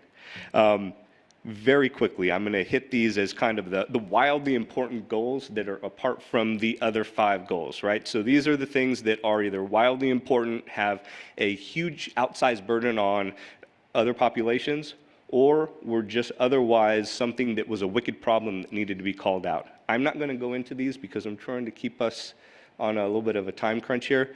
But I will say that if you do have an opportunity to look back at the meeting that happened a few weeks ago at the Humphrey Building, we had representatives from multiple CDC programs and other arms of the federal government reporting out on these topic areas, and they're really good presentations. I certainly can't do justice to them in the next 10 seconds here. Okay, a quick word on implementation. Okay, this is an example. I'm not going to go into the weeds of this. Folks probably are aware of the LIMEX Innovation Accelerator. It's a program that's been in existence since 2020. The idea is to improve the creation, maturation, and delivery of Lyme disease diagnostics into market to help affect change and increasing our ability to do good with the tools we have. It's been made up of a series of prize challenges over time. There have been 3, the phase 3 is underway. Previous 2 are completed. And this year, what HHS and OASH, what we're endeavoring to do is collaborate a little bit more closely with our friends from CDRH. So a team of individuals like Dr. Sarah Brenner, Dr. Todd Myers, improving our collaboration with DARPA and with Johns Hopkins around the SLICE repository in doing some of those things that will help facilitate not just the prize competitions and doing fun innovation things, but helping create the landscape that can actually accept those changes, the regulatory frameworks, the ways that we need to be thinking about how to make this practical and reality-based. Other than that, this is a very busy slide, and I don't want to go too far into the weeds there, but LIMEX is a great example of where the diagnostics piece of strategic goal 2 are coming into play. Final word here. This is just the looking forward, the foot stomp of how important it is to have the collective, to have the community, to have folks equally represented at the table in a way that allows for this to become a real, active, dynamic, living document that doesn't end up dying by an administration change, dying by a politicization change, dying by something that is maybe out of our control, but if we stay in a collaborative way, we can work things in the shadows to help future-proof a lot of the good work that's done.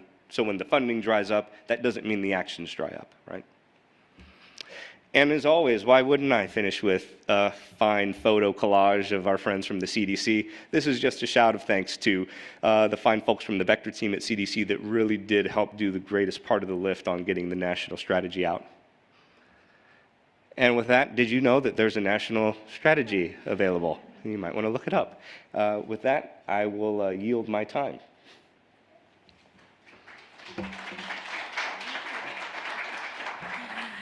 Thank you so much, Leith. You know, having started this work many years ago, and just to see the evolution over time and the resources and things that are going on with our federal partners is really incredible. Just wanted to take note of that. All right, so our next presentation will be Surveillance and Integrated Tick Management of Ticks of Human Importance.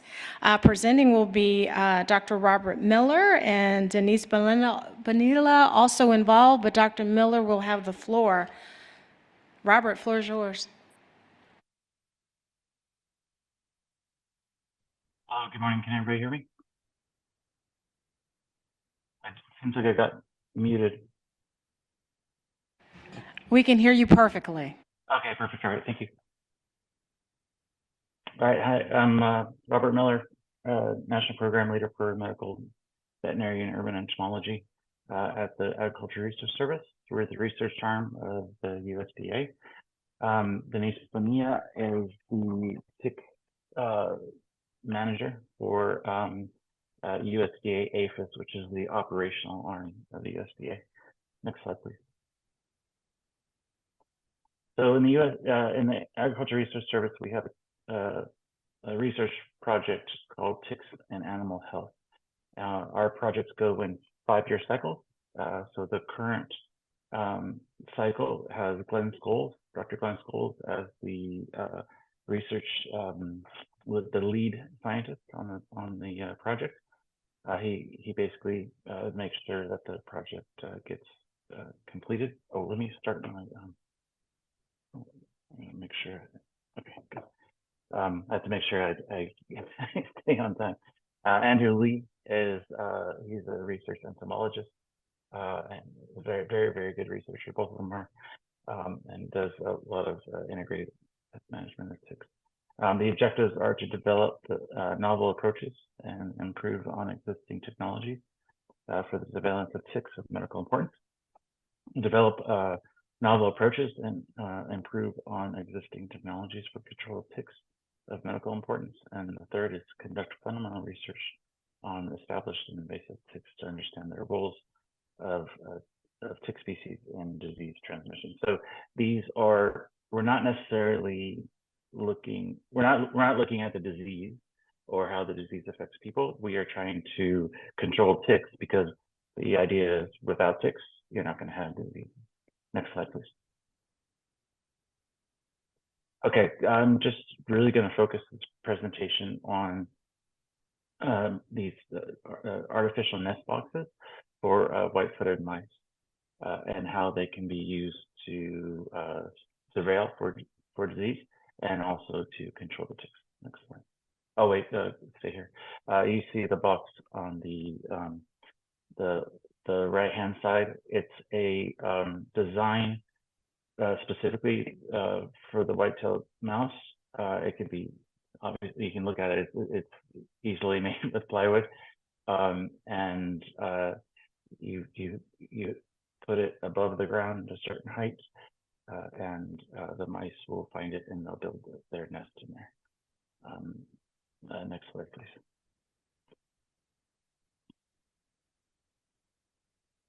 Okay, just a little bit about Lyme disease and other diseases. Mice are reservoirs for pathogens, right? So +1, Borrelia, Anaplasma, and Babesia. The pathogens are maintained in an endemic cycle with ticks and mice. Humans are generally dead hosts, but are infected with the zoonotic diseases when ticks feed on them. The larvae of ticks will get Lyme disease by feeding on the mice, and usually humans will get Lyme disease when the larvae feed on humans. Next slide, please.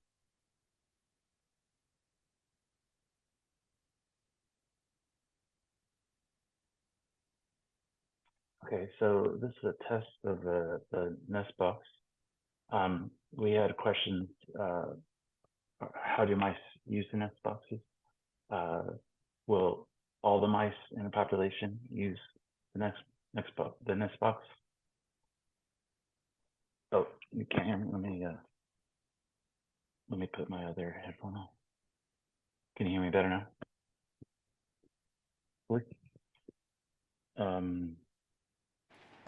We can hear you just fine. Okay, I just got a message. Yes.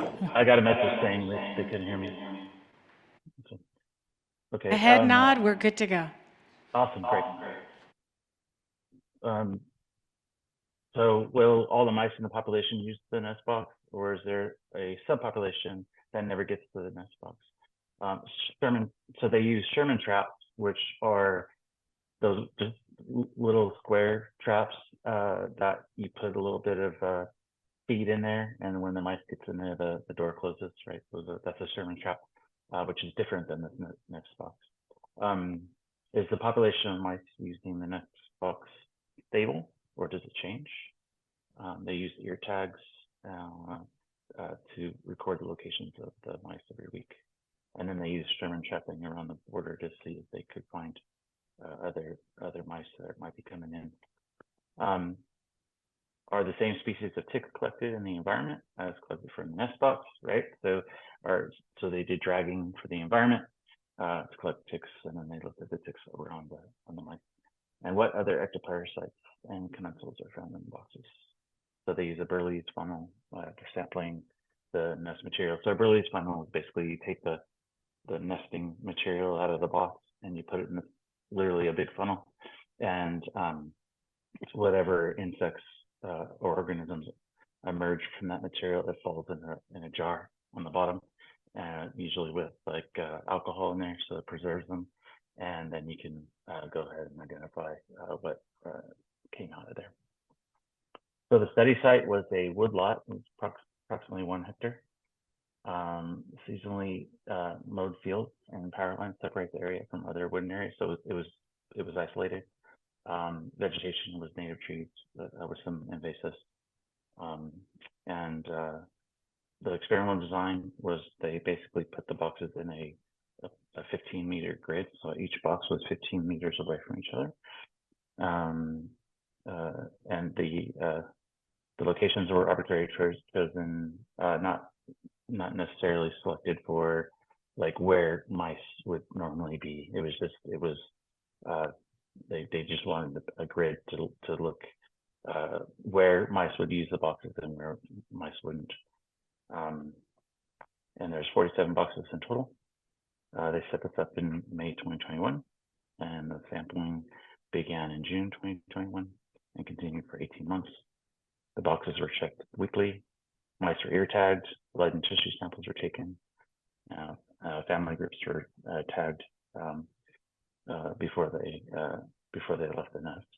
And Sherman trapping was done in the small fall and the spring, and within the grid around the lot. So what they really wanted to find with the Sherman trapping was Are they catching mice that they've already tagged that are in the box, or are they catching new mice that aren't in the field?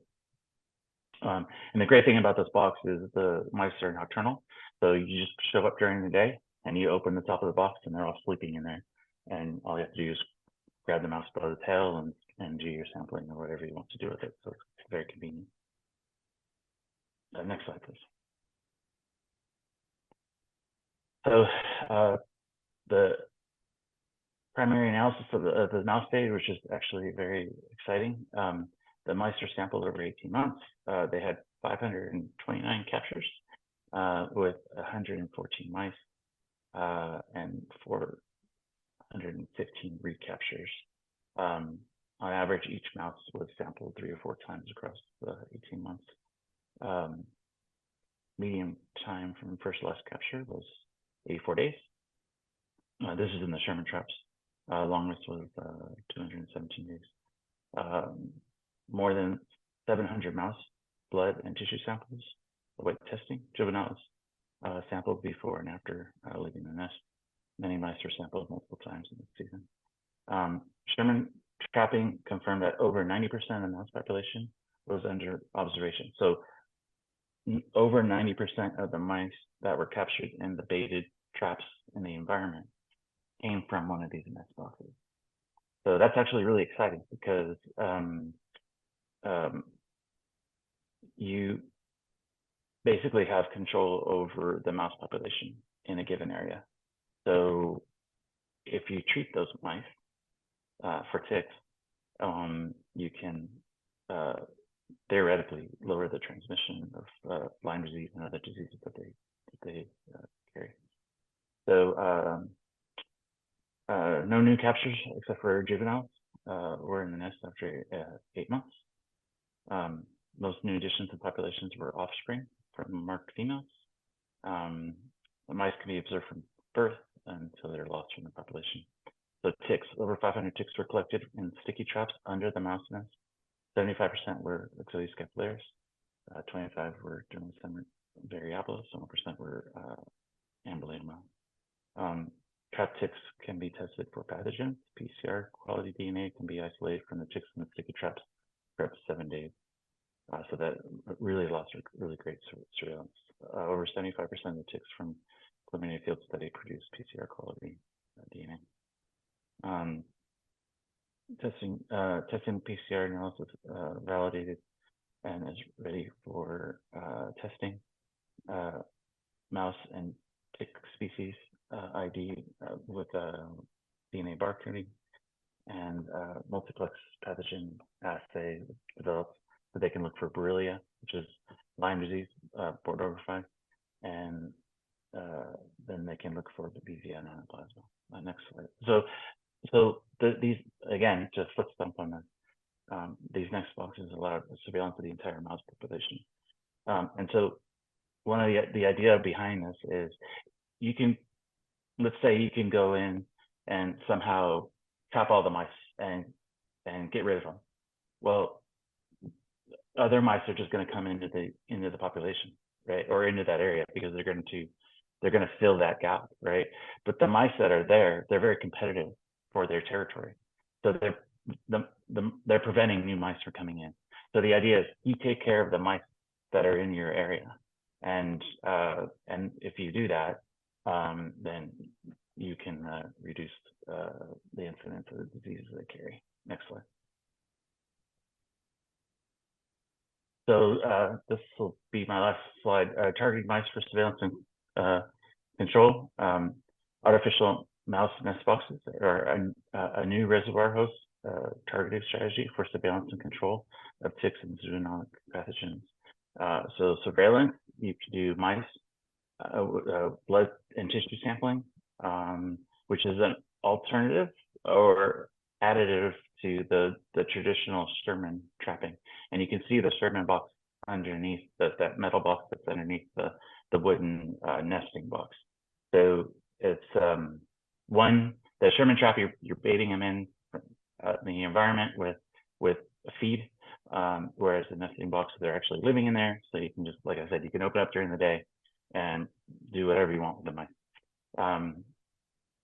ticks, you can ticks that are attached to the you can survey ticks that are actually attached to the mice, but we had those yellow sticky traps that were underneath. So it's got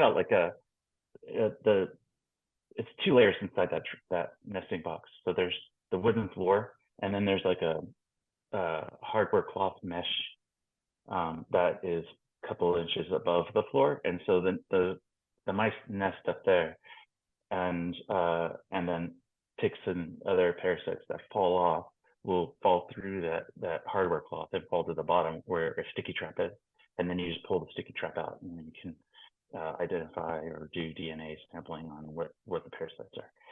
And so that allows for pathogen testing on the ticks and mice. And then you can do control. So you could do insecticide impregnated bedding material. So you could like permethrin in the cotton balls that the mice use to make their nests. Okay. You can, and there's also the commercial tick tubes that also have permethrin in them.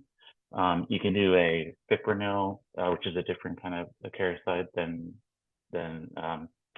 permethrin. You can do like a wick. So when the mouse goes inside the box, the wick kind of runs along its back and kills the ticks. And then you can dispense beta products like, again, systemic pesticides or antibiotics to get rid of any bacteria, or vaccines. You can vaccinate the mice for control. That's all I have. There's a lot more to that, but just to save time, we can talk about it offline or talk about it during the panel. Thank you very much. Thank you so much, Dr. Miller. All right, well, we are right on schedule. I will say we have next, there is a poll question. And so you can get your phones out, you can scan the QR code, or you can also visit slido.com and enter the code number 2229653. And for your information, the question is, what themes would you like to see covered in our upcoming community engagement sessions? And you can choose up to 3.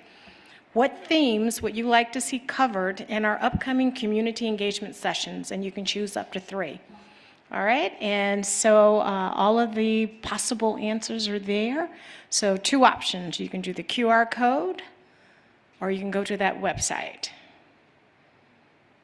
And so we really appreciate your feedback and input in that. Our break is from 11 to 11:20. And when you return, we're going to start with the epidemiology and prevention of tick-borne diseases in California. We're delighted to have Ken Troop, who is the California Department of Public Health. So with that, please take the poll and see you in 20 minutes.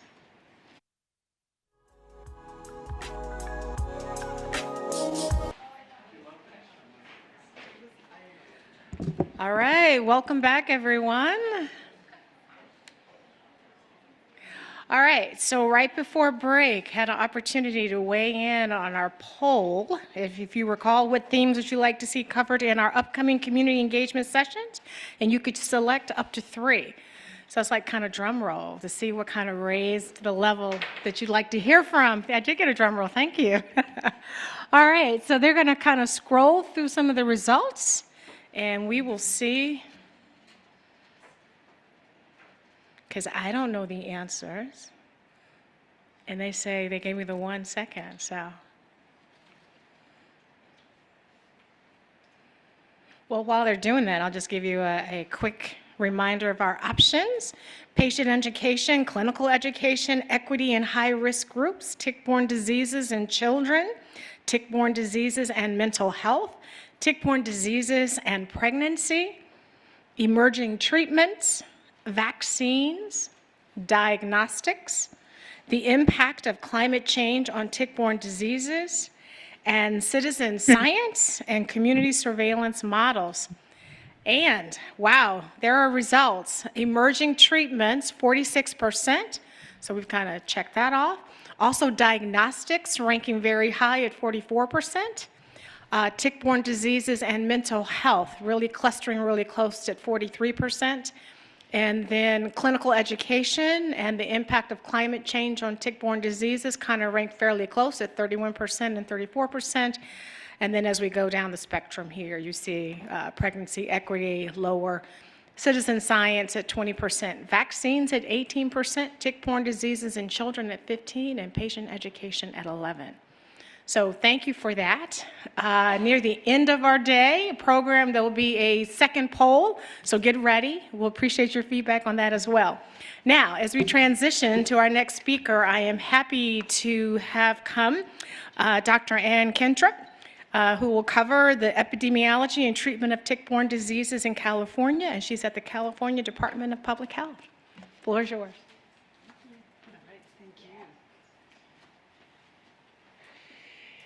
Well, we really welcome this opportunity to share about the epidemiology and prevention of tick-borne diseases here in California. And tick-borne diseases are important across the United States, of course, and in California, we use data, science, and multiple collaborations in developing our awareness and prevention programs. In California, we have at least 9 endemic tick-borne diseases. Some are known endemic diseases, others we're kind of calling emerging or re-emerging. And our prevention messages really reflect the disease epidemiology, the populations that we want to reach, and because of this, they really require a multi-pronged approach. So what we're calling our known endemic diseases include diseases such as Lyme disease, of course, tick-borne relapsing fever, anaplasmosis, babesiosis, Colorado tick fever, and tularemia. And so you can see that we have the agents listed there, and you can also see the diversity of the ticks that we have here in California that transmit diseases to people.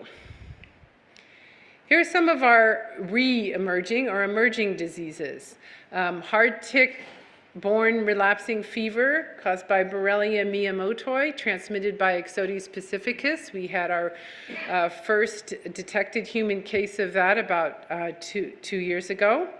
Rocky Mountain spotted fever you heard already about, I'll talk a little bit more about, but this is one that has multiple tick vectors and is becoming an important issue here in California. And then we have some other spotted fever group, rickettsia, specifically rickettsia 364D, that is one kind of unique to California. So when we look at the number of diseases that occur or are reported in California in the last 10 years, Lyme disease is by far and the most commonly reported disease. And then this is followed by anaplasmosis, tick-borne relapsing fever, babesiosis, and so on. What is of interest to look at in these diseases is how people are getting and where people are getting infected with these diseases here in California. So these ones that I've highlighted in red are ones that are really, you see most of them, they have no out-of-state travel history prior to getting disease. So these are really some of our highly endemic diseases, specifically tick-borne relapsing fever, tularemia. Most of our cases have been acquired in state. And then, of course, Pacific Coast tick fever, which seems at this point to really be unique to California. Then in contrast, we have these other diseases, Lyme disease, anaplasma, babesiosis, Rocky Mountain spotted fever. These ones have half or more of our cases are related to travel. So you can see, for example, with Lyme disease that a good 64% of our cases have no out-of-state travel, but that means 40% or almost a third or more of our cases have travel related exposure. And similar with anaplasmosis, babesiosis, most of our cases are acquired out of state, and Rocky Mountain spotted fever also has an important travel component that we'll talk about. What's important, therefore, is that that's going to impact our messaging. We need to message about prevention in state, as well as increase awareness about travel and the risk of travel, both to our general population and to our physicians. In California, we have over 50 species of ticks, and only really 7 are known to bite people. And these are listed as you see in this slide. And we have, and what I'm showing here is this graphic that we've developed for our website that actually highlights the main ticks that bite people, and then below them, the diseases that they transmit. So this has been a handy guide for some of our physician education, and also for the general public when they get a tick and they wonder, you know, what could it possibly transmit if they're able to identify it. So now I'd like to focus and kind of take a deep dive first into our hard tick transmitted diseases. And hard tick, I want to start focusing on, you know, let's look at where we find them. Where are people exposed to them in California? So these are going to include like our western black-legged tick and our dermacentor ticks. And the western black-legged tick is going to be found like on trail sides, and our immatures might be found, for example, on wooden benches. And this is in contrast to the brown dog tick, which has a more urban cycle, and though rare, can occasionally, we have found infestations in more urban environments. So I mentioned that Lyme disease is acquired both via travel and locally in California. And we do ongoing surveillance of adult and nymphal ticks for Borrelia burgdorferi, both the presence of the ticks and Borrelia burgdorferi. And this testing helps us establish where these areas of risk are, and also we post this information and try to keep it updated on our website. So this is also a handy tool of where I've been, is this ticks from an area where we found it. And what you can see is that our areas of higher risk, and this has been an ongoing pattern, continue to be our northwest coastal areas, and then some of our north counties that have western-facing Sierra Nevada slopes. So when we look at our confirmed cases over a 10-year period and the incidence of where these people live, or the counties, we can see, in fact, that the incidence of Lyme disease is similar to where we are finding it in the ticks. So even with a good third of our cases being travel-related, our surveillance is able to corroborate with our tick data.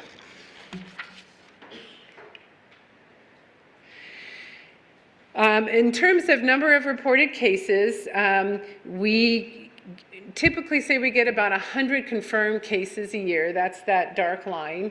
And then additional probable and suspect cases. And then that line shows you our travel-related cases.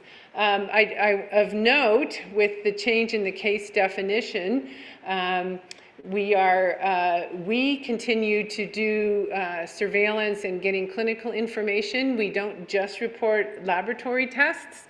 And but one of the other things I'd like to note is that with the change in the case definition that does allow reporting of the new modified 2-tier testing, I think we're also seeing higher percentages of our cases actually being confirmed.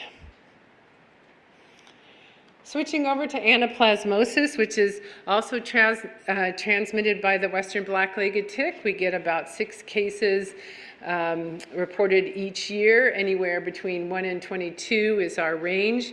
We do have some hotspots for those, interestingly, in California, and that tends to be in our north coastal areas like Marin and Sonoma.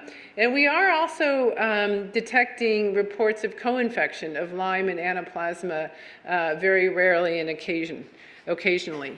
And then about half of our cases, too, have this exposure to the eastern U.S. and upper Midwest. And that is particularly demonstrated here, where we see this great, increase in number of anaplasmosis cases here in California. In fact, actually, you can also look at that line of travel relation, and you can see that particularly in this last year, most of our cases were travel related. And we obviously get local transmission, but it's important to note that when anaplasmosis is going to increase in other parts of the state, we're going to see it here in California as well because of travel. You heard a little bit from Dr. Ben Beard about Rocky Mountain spotted fever. This is a really important emerging disease here in California. When we look at Rocky Mountain spotted fever over the last 10 years, there's a couple interesting patterns that are emerging. You can see that we get cases reported from counties throughout the state. However, it's like 1 or 2 cases in the northern areas, and many more cases are reported from southern counties of California. And that has to do with the fact that we have several known tick vectors of Rocky Mountain spotted fever. The dermacenter tick is one that we say is more associated with our wildlands exposure, so going out in hiking or something like that, while the brown dog tick is one that's more exposed, related to the more urban cycle, and specifically related to a lot of travel to Mexico. So you can see in the pie chart that when we look at people who have traveled prior to disease onset, about 1/3 of them are exposed in the southeastern United States, where we know that it's highly endemic, but an important 1/3 is exposed in Mexico. So this is a map that has, California to the north and Mexico to the south, obviously, and I've circled the main cities where we have seen cases coming from. So in 2023 alone, we had 6 confirmed cases of Rocky Mountain spotted fever, which was quite unusual. We normally get maybe 1 confirmed case. But one of those cases was exposed in Mexicali. Let's see if this works. Yay! Mexicali over here. But the other 5 had travel history and exposure in Tecate, which is there and had not been known as a highly endemic area before. And the tragedy is that 3 of these cases were fatal. So this is one that we are paying a lot of attention to and providing support in the local areas. I mentioned that Pacific Coast tick fever, or Rickettsia 364D, and soon to have a better name, is one that's unique to California. This is one that we have detected in our ticks throughout California. You can see that we have cases, that's what the stars are, reported throughout California. What's interesting lately is that we seem to get more down in the southern part of the state, but more of our cases are in the north. It's an interesting disease. It's not as clinically serious as Rocky Mountain spotted fever, but it does cause this eschar right here, and that is actually one we do try to get physicians to be aware of, because it's really easy to molecularly diagnose the organism from the eschar or a swab of the eschar. And they also get fever, febrile type illness as well. So again, we get something like 1 to 6 cases reported each year, and we're pretty darn sure that there's a whole lot more cases out there. Okay, focusing on our soft tick transmitted diseases. Soft ticks require a totally different habitat. They tend to be in rodent nests in the wild. So this is a rodent nest up here in a tree. Typically though, they're associated with nests that are built within cabin walls. And the disease that's associated with that is soft tick relapsing fever. And you can see the geographic distribution of that is much more reflective of the epidemiology of the disease, which is people are going to be exposed in high mountain cabins. And here we tend to get anywhere between 4 and 16 cases reported each year. And our biologists do a lot of active follow-up to make sure that people don't continue to be exposed from one location. So let's talk a little bit about our prevention program. I want to highlight our Lyme Disease Advisory Committee, which was created in legislation all the way back in 2000. So I think we're one of the first legislatively mandated Lyme Disease Advisory Committees. And people on that committee include folks from the Lyme Disease Support Network, county public health departments, the California Medical Association, Mosquito and Vector Control Association of California, academia, and of course the California Department of Public Health. And long ago, we developed a mission to make recommendations to the California Department of Public Health on strategies to enhance the awareness of the public and the medical community about Lyme disease in California, and thereby reduce exposure to and suffering from this and other tick-borne diseases. And we meet twice a year with the focused agenda. And having this opportunity has really helped us develop outreach and material that is pertinent to a variety of different audiences. So we share our information via our web pages, social media, newsletters, print material, and our staff is active in distributing it. Our audiences include collaborators at local vector control agencies, local health departments, healthcare providers, and then, of course, the public. We time our messages, so this is where science comes in for the spring when our nymphal ticks are the most active, and also we aim for various awareness opportunities such as spring break when people travel, and then also May is Lyme Disease Awareness Month, so we'll put things out then as well. In the fall and the winter, we have the adult western black-legged ticks are active, and there we use opportunities late October, Halloween. We always get ticks just emerging right at Halloween. It's fascinating. So that's a great moment to capitalize on. Winter holiday breaks, and then of course the new year. So we do, here's some examples of some of our social media messages just recently. These are on different platforms where we talk about the ticks are out there, how to remove the ticks, and then always linking to our material. And speaking about our material on our website, we have information for multiple audiences that I've mentioned, and it also has toolkits focusing on tick-borne disease prevention, or tick bite prevention, which is essentially the key to preventing disease. So we developed a Lyme disease, a disease-specific kind of informational brochure on Lyme disease. And then we have now shifted to one that, and we still have that one available, but one that has been much more popular is to really focus on preventing tick bites in the first place in order to prevent disease. We have lots of resources available at our website at CDPH. And specifically, we've been focusing on Rocky Mountain spotted fever, as I mentioned, particularly some information for healthcare providers in order that it's both recognized and treated in a timely fashion. One of our more popular items is our tick card, and we should have brought some. Darn. But these are very handy for folks to just stick in your wallet and identify, what may have bitten them or what they see out there. And I want to give a shout out to our staff. We have biologists that cover the entire state of California. They're based in 3 field offices throughout California, and they visit various areas.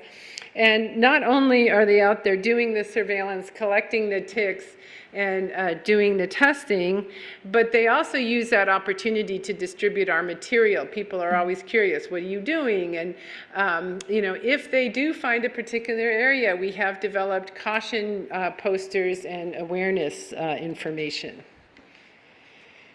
We get our information into not only our material of newsletters, but we get it into other collaborators, such as the Natural Reserve System, where we try to, again, really reach people who will be at risk. We try to count where, when, and who we're sending this material out to. So it gives us an idea what material is the most popular and most useful, and where we're seeing its use.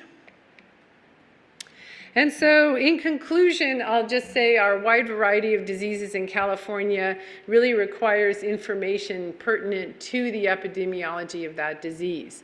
And reaching California's population requires a variety of different media and social media approaches. And we really benefit from our staff professionalism. That includes our EPIs, biologists, and health educator, as well as the input from other sources such as our Lyme Disease Advisory Committee. And with that, I just want to give a special shout out and thanks to all our vector-borne disease section team who does a lot of all our data there. So thank you very much.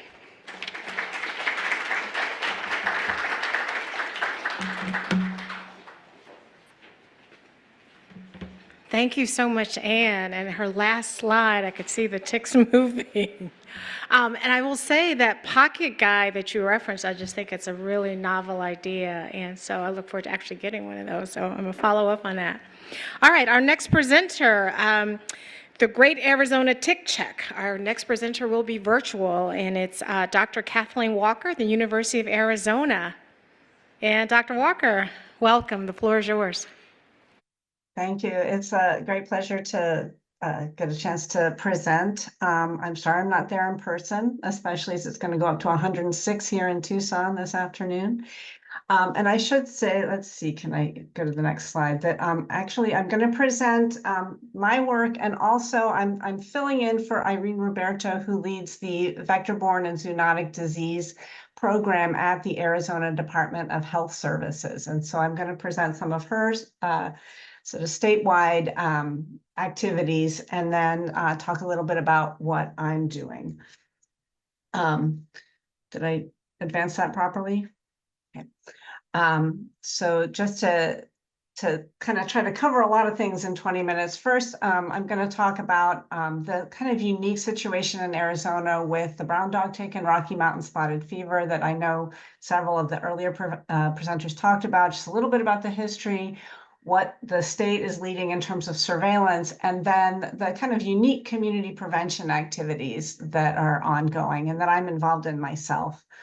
And then I want to talk just very briefly about what we know about other actual or potential vector species of ticks in Arizona, and then my citizen science initiative, the Great Arizona Tick Check. So big question that I think every state faces is what ticks are here and what diseases are they carrying? Arizona, like a lot of our Western states, has this kind of complex geography that you have a huge land area, but most of the people are congregated in a few big urban areas. So first of all, what's happening in the urban area is one set of questions, but then you have many, many often fairly remote rural communities that have potentially high tick exposure and no information about what's out there until someone ends up at the clinic with a weird fever. Another complication in Arizona is that a quarter of the total land area belongs to one or another designated tribe. So it's a very big part of the state of Arizona is tribal lands. And again, you have populations that may be at particularly high risk for tick-borne diseases, and yet are at the other end of the spectrum in terms of their access to timely medical care and to environmental management to reduce risks. So we got our work cut out for us in Arizona.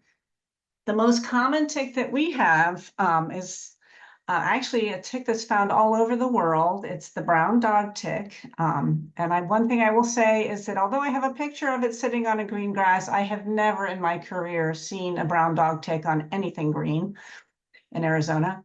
And it is actually probably not a single species. It's a species complex, Rhipicephalus sanguineus sensu. There's a tropical and a temperate lineage that may be different species in Arizona because we're special. We have both lineages, sometimes on the same dog.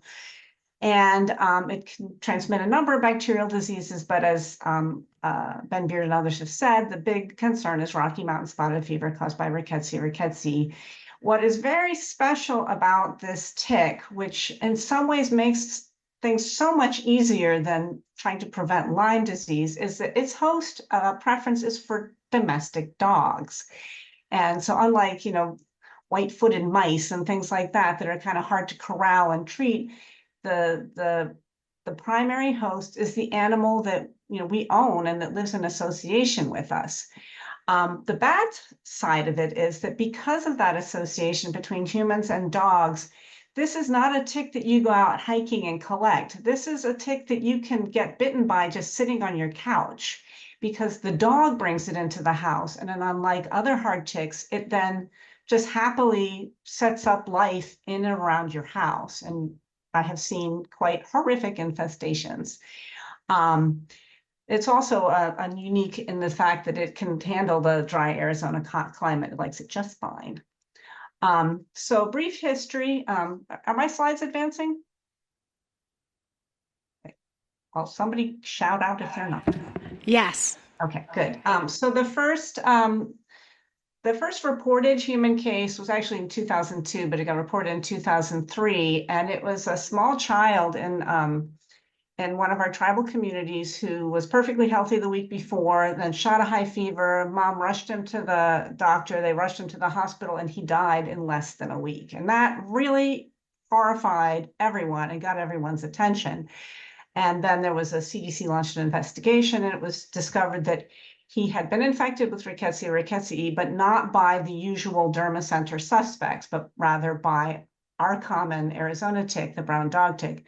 One thing it's definitely the case that that poor child was not the first human case of RMSF, that there may have been many cases going under the radar until that very dramatic outcome of a very healthy child getting sick and dying so quickly. But since then, that has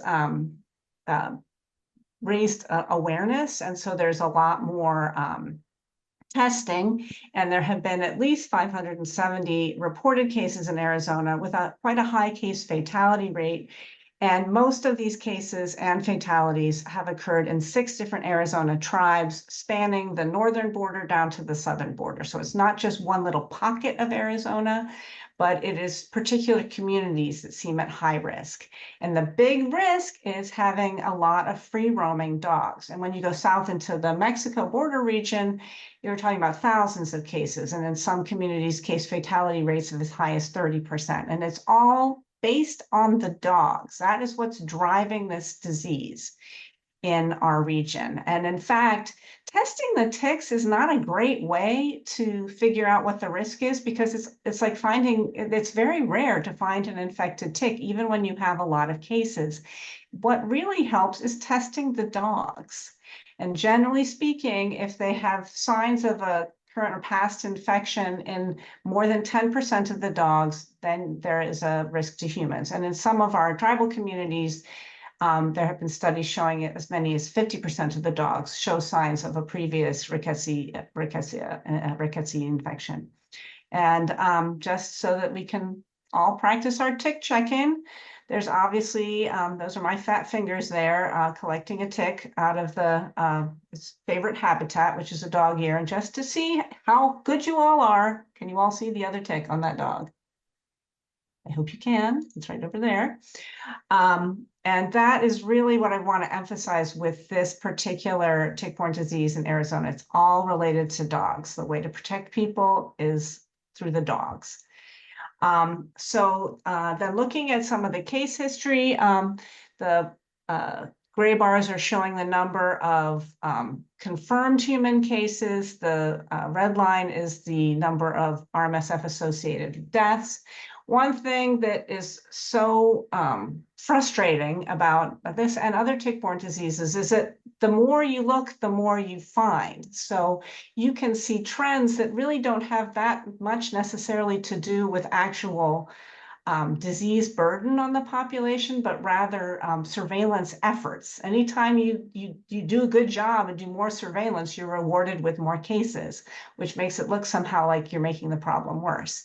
But one thing that is very promising in this graph is the zeros for the deaths starting in 2020. Of course, we can't get too excited about anything in 2020 because that could just be the neglect of this disease because of COVID. However, the trend does seem to be holding steady, and that is clearly driven by great efforts by the state and by CDC and by the tribes to educate healthcare providers and at-risk populations of the need to seek rapid antibiotic treatment for a suspected case. And my hope is that that red line will stay at 0 forever, because it is completely unnecessary for anyone in the US to die of Rocky Mountain spotted fever. It's a very easily treatable condition. You just have a 5-day window beyond which treatment is less effective. So looking at what the state is doing in terms of coordinating Rocky Mountain spotted fever surveillance, so the positive and negative test results are reportable. Then that launches a case investigation looking both at this the patient to get a convalescent test to confirm Rocky Mountain spotted fever, then trying to go to the source of the infection, the tick infestation, and also using community health resources and CHRs to let the rest of the community know about this elevated risk. And then, of course, getting the data back to ADHS and to the public to look at trends over time. So surveillance for any tick-borne disease, but certainly for Rocky Mountain spotted fever, involves a big team, both medical personnel as well as animal control, because it is all about the dogs. And then because it is really affecting tribes more than other communities in Arizona, there's nothing special about Rocky Mountain spotted fever. Anybody can get it. Anybody who's near a dog can get it. However, the risk does seem associated with having lots of dogs that are outside dogs that are allowed to run free and collect ticks and bring them home. So that's why there's a focus on tribes, but we also want to be really respectful and not sort of imply somehow that it's a tribal disease. That's really, really offensive and counterproductive and not true. So ADHS is taking the lead on creating the surveillance infrastructure and assisting or coordinating lab testing. One of the things that we really need is quicker, easier diagnostics for rickettsia. And then, of course, resources and guidelines for communities that are at risk, educational materials such as the ones that Ann talked about for California. And a big thing that ADHS is doing is coordination. So Arizona is a big state and area, but it's kind of like a small town in terms of everybody knows everything, everybody. And it's a really small community really working on Rocky Mountain spotted fever in the state. And that's a good thing because we're all kind of sharing ideas and helping each other out. And so that gets me to the next part of the activities of the state. And this is not just ADHS, but really focused on the activities of tribal agencies to prevent Rocky Mountain spotted fever. So we don't just want to say, yep, you got sick. We want to try to reduce the number of cases. And like I said, it's all about the dogs. And so CDC, in coordination with several tribes, particularly San Carlos Apache tribe, developed this intervention they called the Rocky Mountain Spotted Fever Rodeo, because we're in Arizona. And the goal of it is to go to all of the dogs that live associated with people and treat them for ticks, and also to treat around the homes, because like I said, this is a peridomestic vector, unlike a lot of other ticks. So it's a biannual campaign on several different tribes, every spring and every fall. They're actually doing it, I think, this week in one of the tribes, and I don't know how they're going to get anybody out there in June because it's incredibly hot, but it's a house-to-house visit by a team that includes tribal agency members of CDC come out, the health departments come out, universities come out. It's a great experience for our students, and it's a kind of a 1-week blitz, going to every single house, checking all the dogs for ticks, putting the Seresto collars on them, and spraying the outside with usually I forget which pyrethroid, but a pyrethroid insecticide. And this definitely reduces cases. It does not eliminate them. This tick is wilier than that. Another approach that some of the tribes are involved in, and this is something that I'm personally involved in with one of the Southern Arizona tribes, that cannot justify putting all that effort just into one disease, is a combined mobile rabies and tick control clinic. And this is a tribe that has got a very wide area, and the population is very spread out. So it takes months to reach every single village.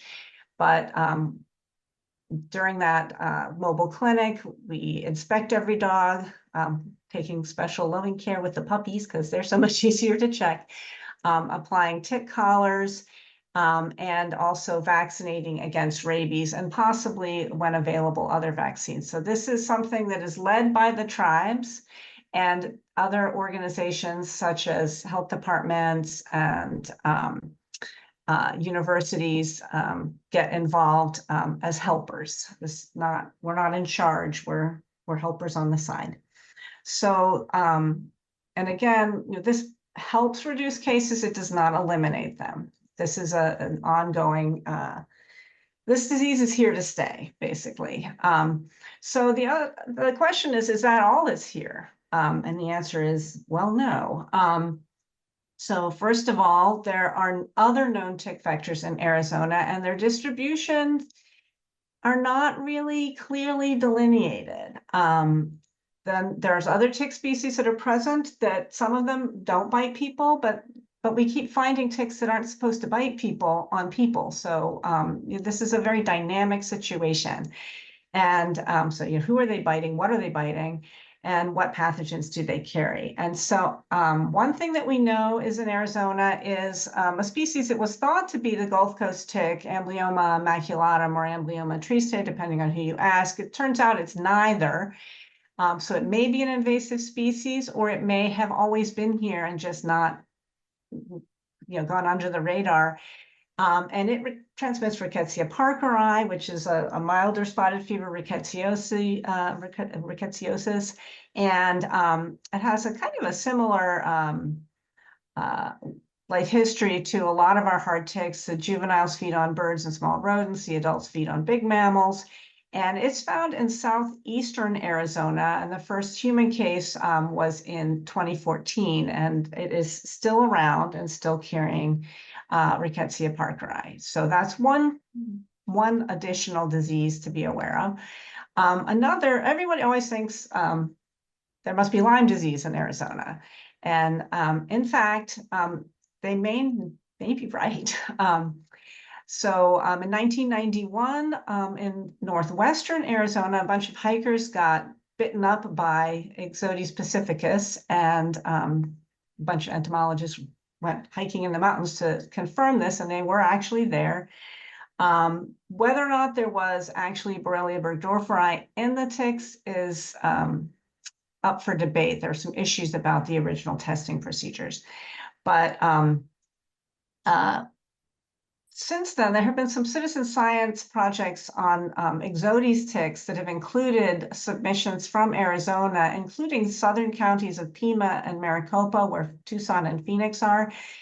It's very unlikely that that hot, dry, low desert could support Ixodes pacificus. So there's one issue that always comes up when you do citizen science is that you can get misinformation as to where the tick parasite was actually acquired, and it could be travel related.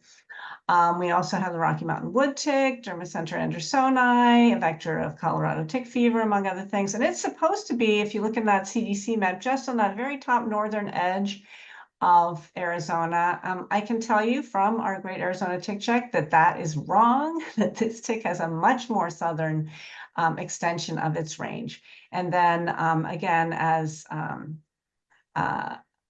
was discussed for California, we have some soft ticks that are associated with tick-borne relapsing fever. So all of these ticks are a subject of our new or year-old citizen science project called the Great Arizona Tick Check, which is a cooperation between the University of Arizona Cooperative Extension that I'm a part of and Arizona Department of Health Services. And it's what it sounds like. We're just asking everybody who finds a tick to send it to us.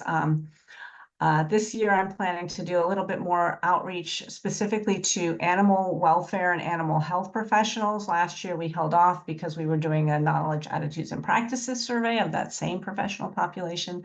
And we're still working on getting the pathogen testing done, which of course is the most interesting part. And this is, the goal is really, I think something that every state has to address is there's tremendous knowledge gaps about tick distribution, especially in rural areas, because there's a lot of people, potentially a lot of ticks and not very many people to study them. We really want to have accurate and dynamic maps or lists to help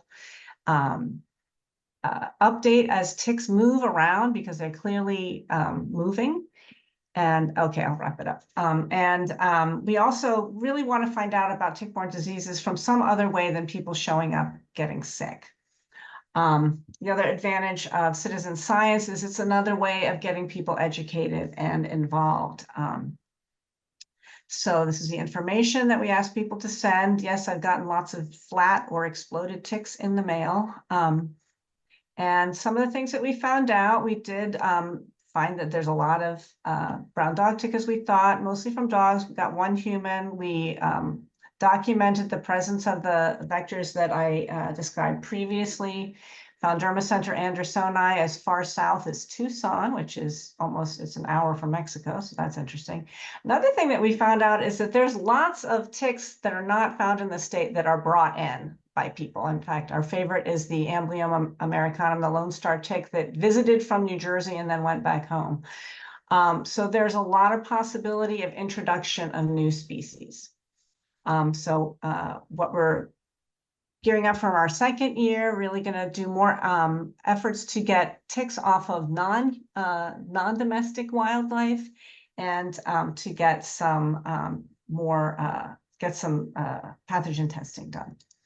And with that, thank you so much, and I'll take any questions later.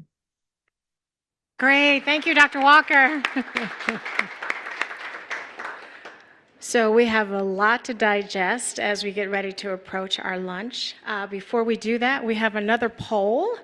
So they're going to bring the QR code up. The question is, what do you think are the most pressing needs for people with tick-borne diseases and or associated illnesses? So again, QR code, or you can follow the slido.com and enter the code 2229653. All right, and so we will break until 1 o'clock, and then I can tell you the results when you get back from lunch. And I see a hand raised. It says it's not there. Oh, it says it's not there? There's no active polls at the moment. Oh, it says no active polls. Try again. Okay, so I'm hearing try again. Then you give me a thumbs up if that work. Okay, I see lots of thumbs up. That's good news.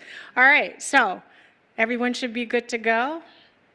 And again, your top 3 choices, and we will have those poll results when you return from lunch. All right, I think that's it. Enjoy. Thank you. See you at 1 o'clock.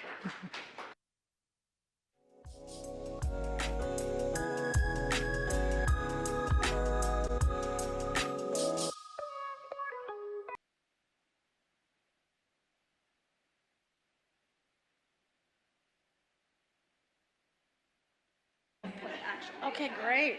I'm in good hands.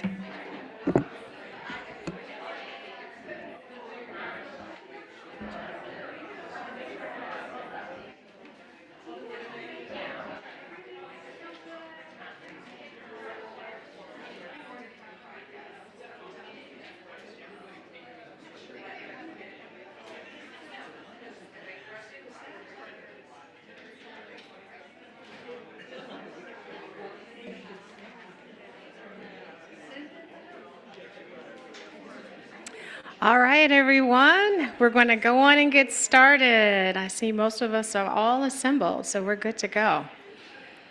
All right. Well, first of all, thanks for taking the poll right before lunch. So we're going to have some poll results. If you recall, the poll question was, what do you think are the most pressing needs for people with tick-borne diseases and/or associated illnesses? Wow, 63% said access to care. And I see a lot of head nods, access to care. And then second would be clinician education at 49%, improved diagnostics, clustering around 45%, and then improved treatment for viruses and persistent symptoms at 40%. And then as it goes down, you'll see the percentages there. So thank you. This is extremely helpful information as we look forward to planning the next engagement, and we use all this information. All right, so now we're going to move into this next session, our afternoon session. And I want to mention that we have a graphic artist in the room with us. So I want to welcome Aaron Maper. Aaron, he's waving over there. He's by the door. Welcome, Aaron.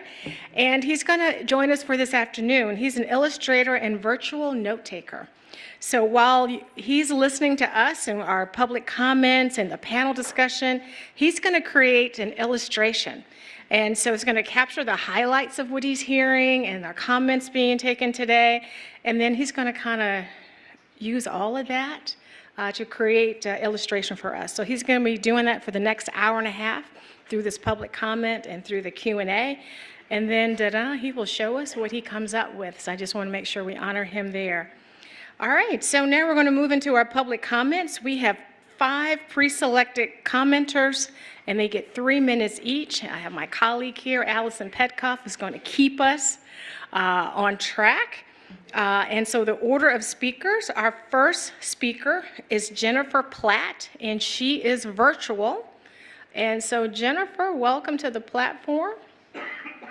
As soon as I see you and we see you. Okay, perfect. All right. So, all right, Jennifer. I don't see her. Okay. Oh, okay. I was like, I don't see Jennifer yet. Okay, can you hear me though? So just momentarily, and Jennifer will join us. Yes, I'm here. Can you hear me?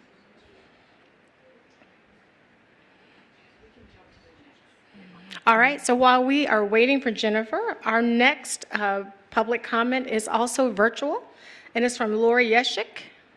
Lori, welcome to the platform, and we can usher Lori in. Thank you for having me.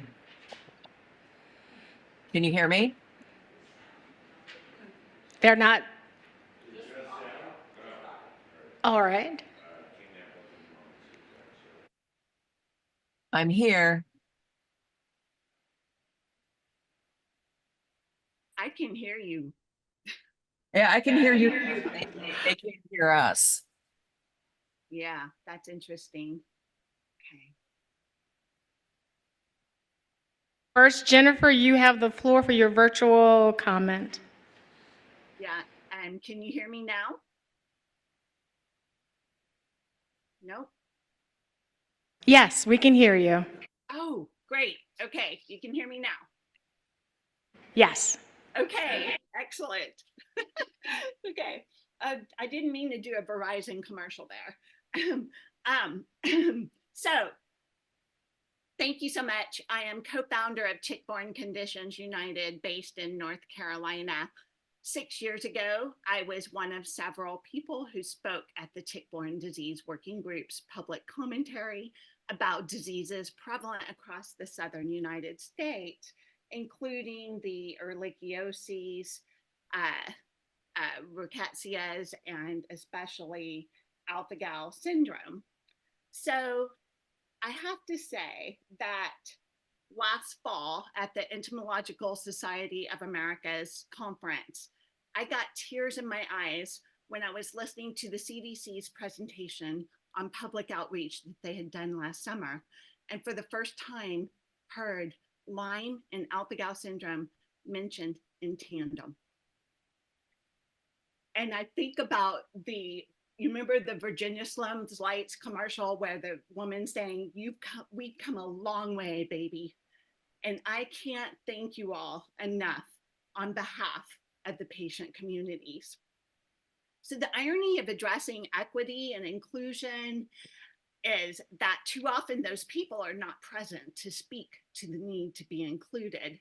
And apart from myself, I've been on the working group and several other things.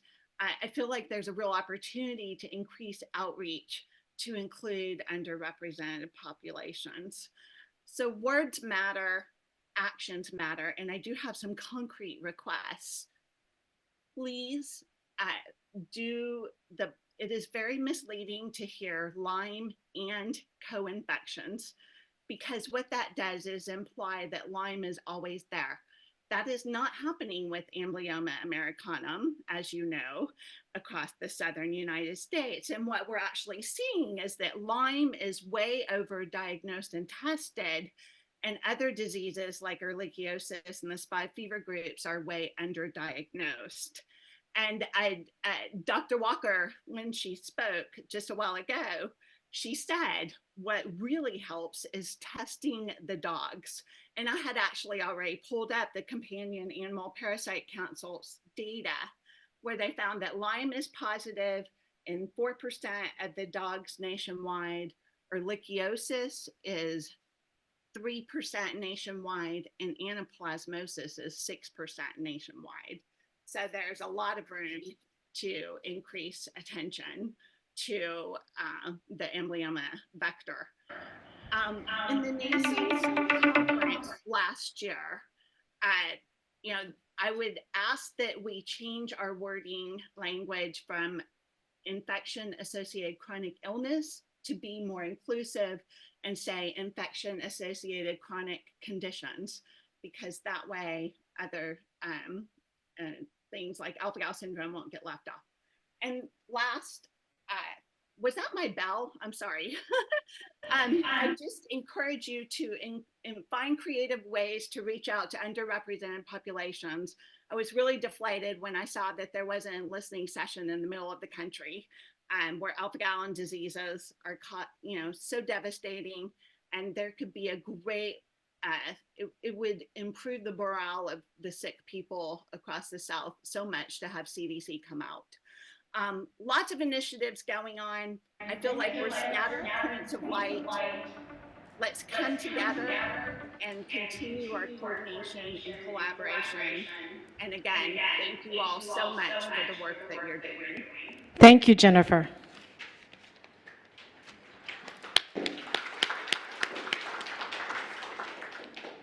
Our next public comment is also virtual. Lori Yeshik.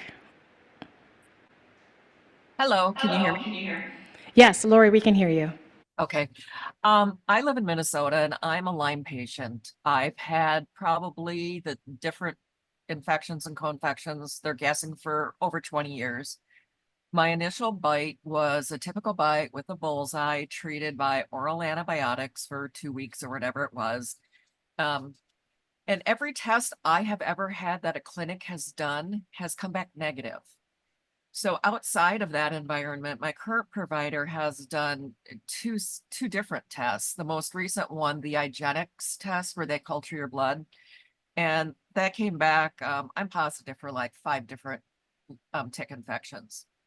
And what I'm finding that's very frustrating is, especially newer medical professionals, they don't seem to be getting the education about this disease, what's going on. I've had a lot of practitioners that don't believe that Lyme even exists. And we're finding that this illness is escalating, it's getting more critical, and patients aren't being listened to. If it wasn't for an orthopedic physician's assistant who guessed that maybe I had Lyme, I might still have gone undiagnosed. So after he thought I perhaps had Lyme because none of my joints were showing anything wrong. I found a Lyme practitioner, did some tests, and 15 years ago, it was pretty tough to find a doctor that would admit to treating Lyme because it was pretty taboo, and it still kind of is in a lot of ways. Regardless, I have Lyme. I went through all the professional protocols that are out there, all the expert protocols, combinations of antibiotics, non-traditional treatments. And then recently I found that I now have severe Lyme arthritis. So I am on what I think may be my last chance. I'm on IV antibiotics. Another big issue that I'm seeing is insurance. If I wasn't fortunate enough to be able to pay for some of this, I would be going untreated. You know, the IGeneX test alone was $2,400. Many of the prescriptions aren't covered. My doctor doesn't take insurance because if she did, they get to dictate how she treats me. So there's so many broken pieces, and my body is permanently damaged from this. Even current protocol would have me off IVs by now, but I'm still herxing. I'm still having those peaks and valleys. So we know that the Lyme is still hiding in my body. So many people are left to suffer for years and years and not believed.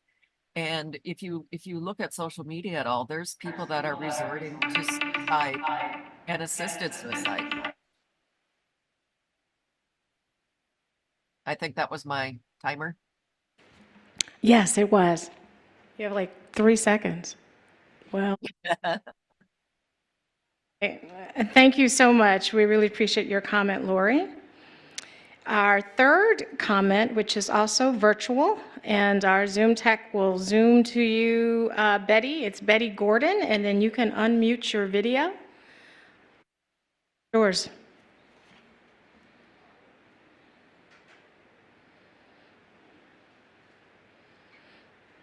Betty Gordon.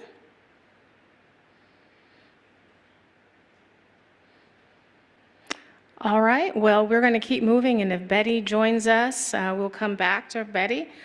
Our next public comment is someone that is here in person. Dorothy Leland, if you will come forward. I understand you make your remarks from the podium here. Dorothy, are you here with us? Oh, perfect.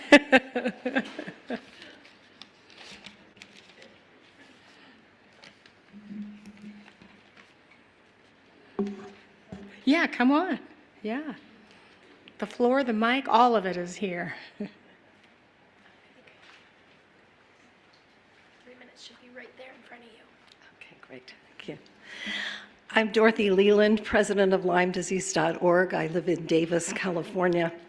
19 years ago, my daughter became mysteriously ill, and doctors said it couldn't possibly be Lyme disease because there was no Lyme disease in California. In fact, she had Lyme, but like many Californians, it took a frustratingly long time to get properly diagnosed. Now, 2 decades later, the situation hasn't really changed. The official way of counting Lyme cases puts California and 35 other states at a severe disadvantage. These states are deemed low incidence for Lyme, and they must work harder to document each Lyme case.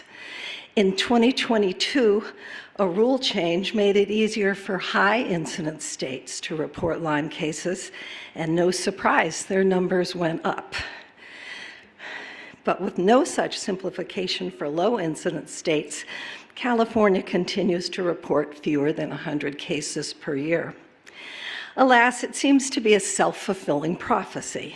CDC maps and charts reinforce the idea that Lyme isn't a problem in California. We saw some of those today. Those CDC maps were only on the other side of the country. But with doctors too often don't even consider tick-borne diseases in their differential diagnoses, and Lyme-infected people are left in a limbo of ill health, either undiagnosed or misdiagnosed. But here's the rub. California is a huge ecologically diverse state, but the reporting system lumps it all together. For example, Mendocino County has historically had a high rate of Lyme-infected ticks and is bigger than Rhode Island and Delaware combined, two high-incidence states, yet cases there must meet low-incidence standards. The system seems rigged to keep low numbers low, and the patients pay the price. Various metrics suggest that California has long undercounted Lyme cases. In 2016, for instance, the Fair Health Insurance Database recorded more than 46,000 Lyme-related insurance claims in California, putting it in the top 5 states for Lyme claims. Our official case count that year, 90. In another example, California canine cases have long vastly outnumbered reported human cases. In 2022, the Companion Animal Parasite Council found some 2,600 cases of canine Lyme disease in the state, compared to 61 human cases. Since dogs and their humans tend to hang out together in the same environments, that discrepancy seems dubious. Finally, statistics from the MyLyme Data Patient Registry also suggest systemic underreporting by the CDC, not only in California, but throughout the South and West. Why this insistence on high incidence and low incidence criteria? Lyme-infected people in 36 states are ill-served by it. We need a better system now.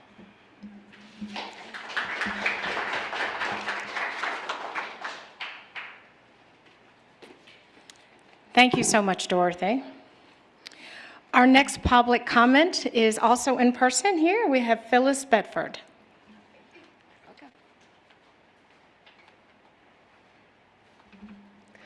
Hello, I am Phyllis Bedford, the Executive Director and co-founder of Limelight Foundation. Limelight Foundation is a national nonprofit dedicated to providing treatment grants to children and young adults through age 25.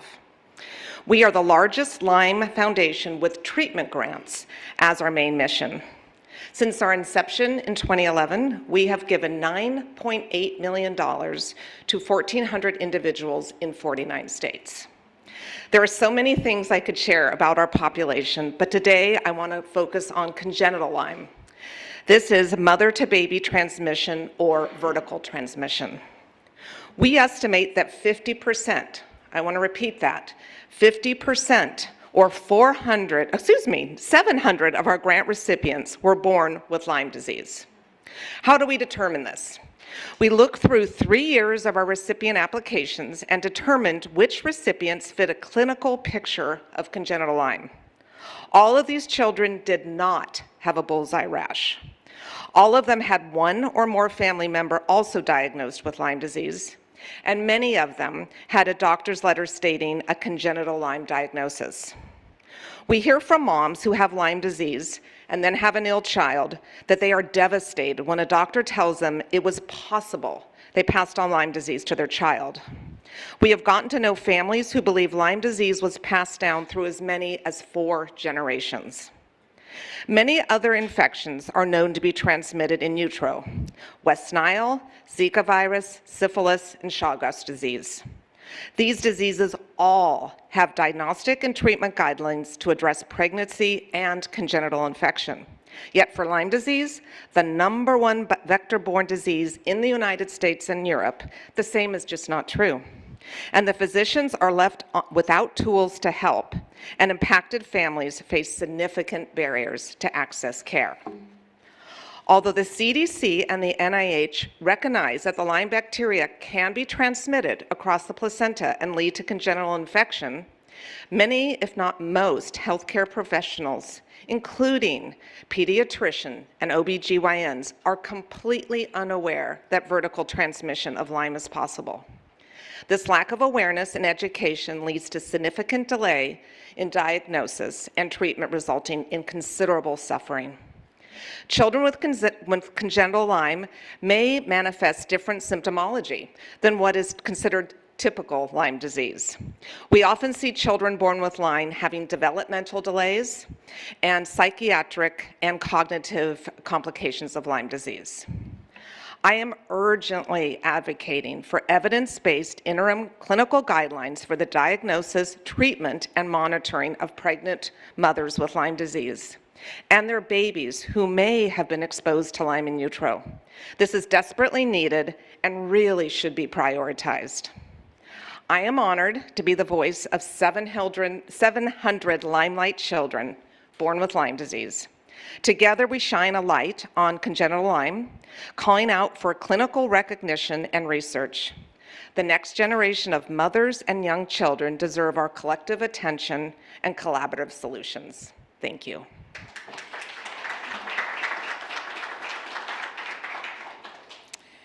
Thank you so much, Phyllis.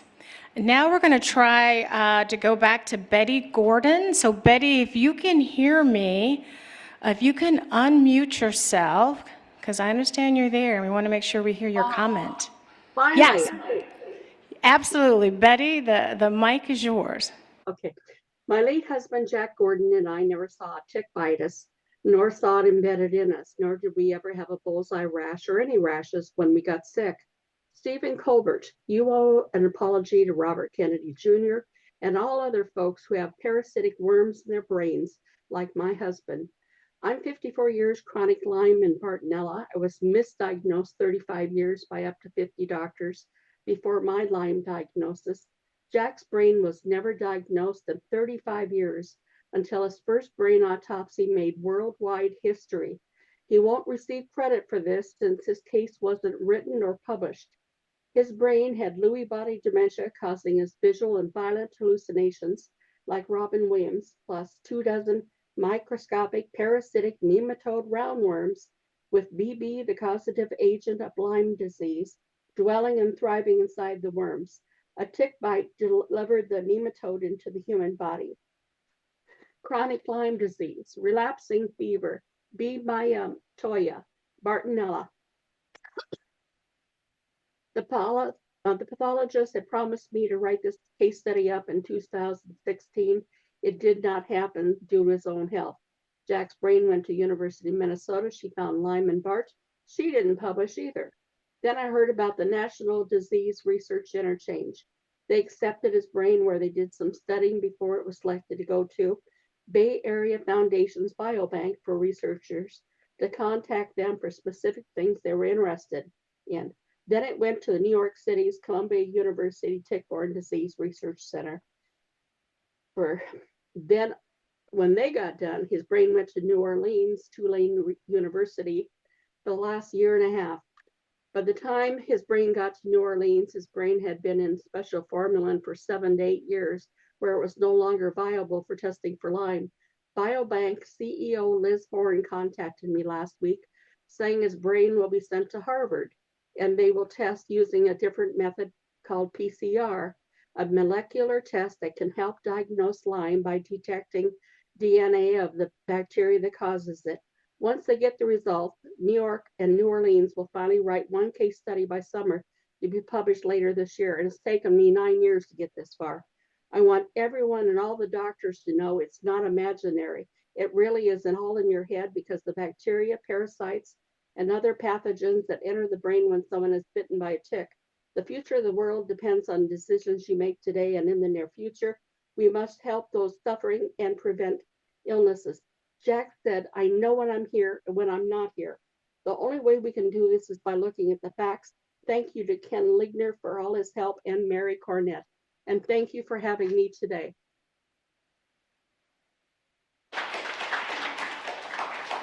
Thank you so much, Betty. All right, as we move into our next session, and it looks like we may have, I want to have everyone take a look behind you, and that is our illustration that our artist and illustrator has been doing over there, and so he will continue to listen in, but I wanted to flag that so everyone can see it. Oh, and you can look up on this, yeah. Thank you. Awesome, thank you so much as we continue. Now it's my great honor and privilege to call some of our federal colleagues up here in person and virtual participate. Dr. Ben Beard at CDC will participate virtually. I have Colonel Michelle Colacio Mayhew will participate virtually.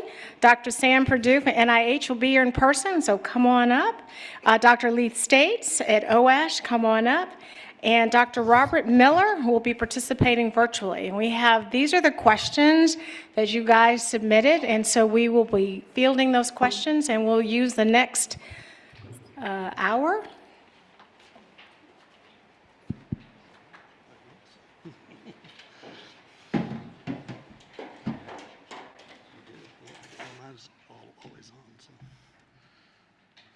All right, online, so we are going to go on and get started. So the first question that we received, and Ben, this question is for you at CDC. And this is in the category of efforts to address tick-borne disease working group recommendations. The question, many of tick-borne disease working group recommendations to Congress have been grouped under the goals, strategies, and objectives of the Vector-Borne Disease National Strategy. Can you provide examples of how the Vector-Borne Disease National Strategy addresses specific tick-borne disease working group recommendations, one, and then follow up, what are the recommendations and how are they being addressed through the strategy? So Ben, take it away. Yeah, thanks, Kay. So actually, are you hearing me okay? I had to reboot my computer. Yes, you're perfect. All right, perfect, thanks. So actually, CDC has worked together with HHS.gov to crosswalk the 72 or 70 some odd recommendations from the three reports from the federal advisory committees to the national strategy. And that's actually published online as a Federal Register notice. And I can stick that into the chat, but I think that Leith probably has that as well. Certainly, certainly we can provide that publicly, easily in response. But so basically, just to give an example of this, National Strategy Goal 2, for example, is to develop, evaluate, and improve tools and guidance for the diagnosis and detection of vector-borne diseases. Now, underneath that, that strategic goal, there's a strategic priority in the national strategy, and it is to identify and characterize novel vector-borne pathogens and their clinical manifestations. So if you keep that language in mind from the national strategy, you can compare that to two recommendations from the Tick-Borne Disease Working Group, two different reports, the 2018 report, recommendation 3.2, and it says fund systematic studies and activities to identify and characterize novel tick-borne disease agents in the United States. There's a second recommendation, recommendation 4.3 from the 2020 report, the Tick-Borne Disease Working Group. It says to establish and fund research for sensitive and specific diagnostic tools for the broader range of tick-borne diseases, including tick-borne relapsing fever, Powassan virus, and other emerging tick-borne pathogens. Encourage development of these tests as in vitro diagnostics approved by FDA. So those are just two examples of how these two documents really have been written in such a way that they capture the priorities that not only have we recognized through the three different iterations of the Tick-Borne Disease Working Group, but the same ones that the joint combined federal entities, the 17 different entities, came up with, looking across all vector-borne diseases and not just tick-borne. So I think there's a lot of confidence that these documents fit together well. And we've all been using this as our roadmap for strategizing and planning the work that we're doing. Over. Great, thank you so much, Ben. All right, our next question is centered around funding, so I know everyone's listening. According to the Vector-Borne Disease National Strategy, approximately 90% of reported vector-borne diseases are tick-borne. Yet tick-borne diseases are grouped within the federal government and throughout the country into the broad category of vector-borne diseases. Mosquito-borne diseases like Zika virus and dengue fever tend to cause emergent outbreaks that receive a lot of press and funding. Question: can you provide some examples of how the funding structure works for tick-borne diseases? For example, within the federal government, is tick-borne disease funding protected, proportional, and continuous over the long term? And this question is for Ben, Sam, and Michelle. So I'm going to turn it to Sam first since Ben just answered, but I'll swing back. Sam? Okay, so thanks. So yeah, I think you'll see that CDC and NIH, I think many people know this already, our funding works a little differently. Closer. Our funding works a little differently. There we go. Okay. So within NIH, most of what we fund is investigator-initiated research. So we have a limited amount of money every single year that we can try to put out to get targeted research. And that money is divided by the 240-some pathogens, or not exactly, but 240-some pathogen program officer-related people are competing for those funds. Probably the best way to say that. So most of what we get is investigator-initiated, and as Dr. Bowden said earlier, we get, they go to peer review, they get a score, and if the score is good enough, it'll get funded. We have a capability every year, and it changes, and there's all sorts of things that can dictate why this changes. The ability to pay some extra things. And so when we do, we always put a priority, at least in my group, on tick-borne diseases, and within that, a priority on Lyme disease. And so, but that changes. You know, some years we might have a congressional appropriation. Some years we don't have a separate congressional appropriation. It just sort of depends on every year. We call it end-of-year funding, and it's always a bit of a scramble. So for the most part, I think the take-home message is we don't have a budget at the beginning of the year that we say we're going to spend this much money on Lyme disease, because it's what comes in and what gets a good score. I did look up our funding, or ask one of our folks to look it up. And so our funding on Lyme disease has doubled since 2017, so it has gone up.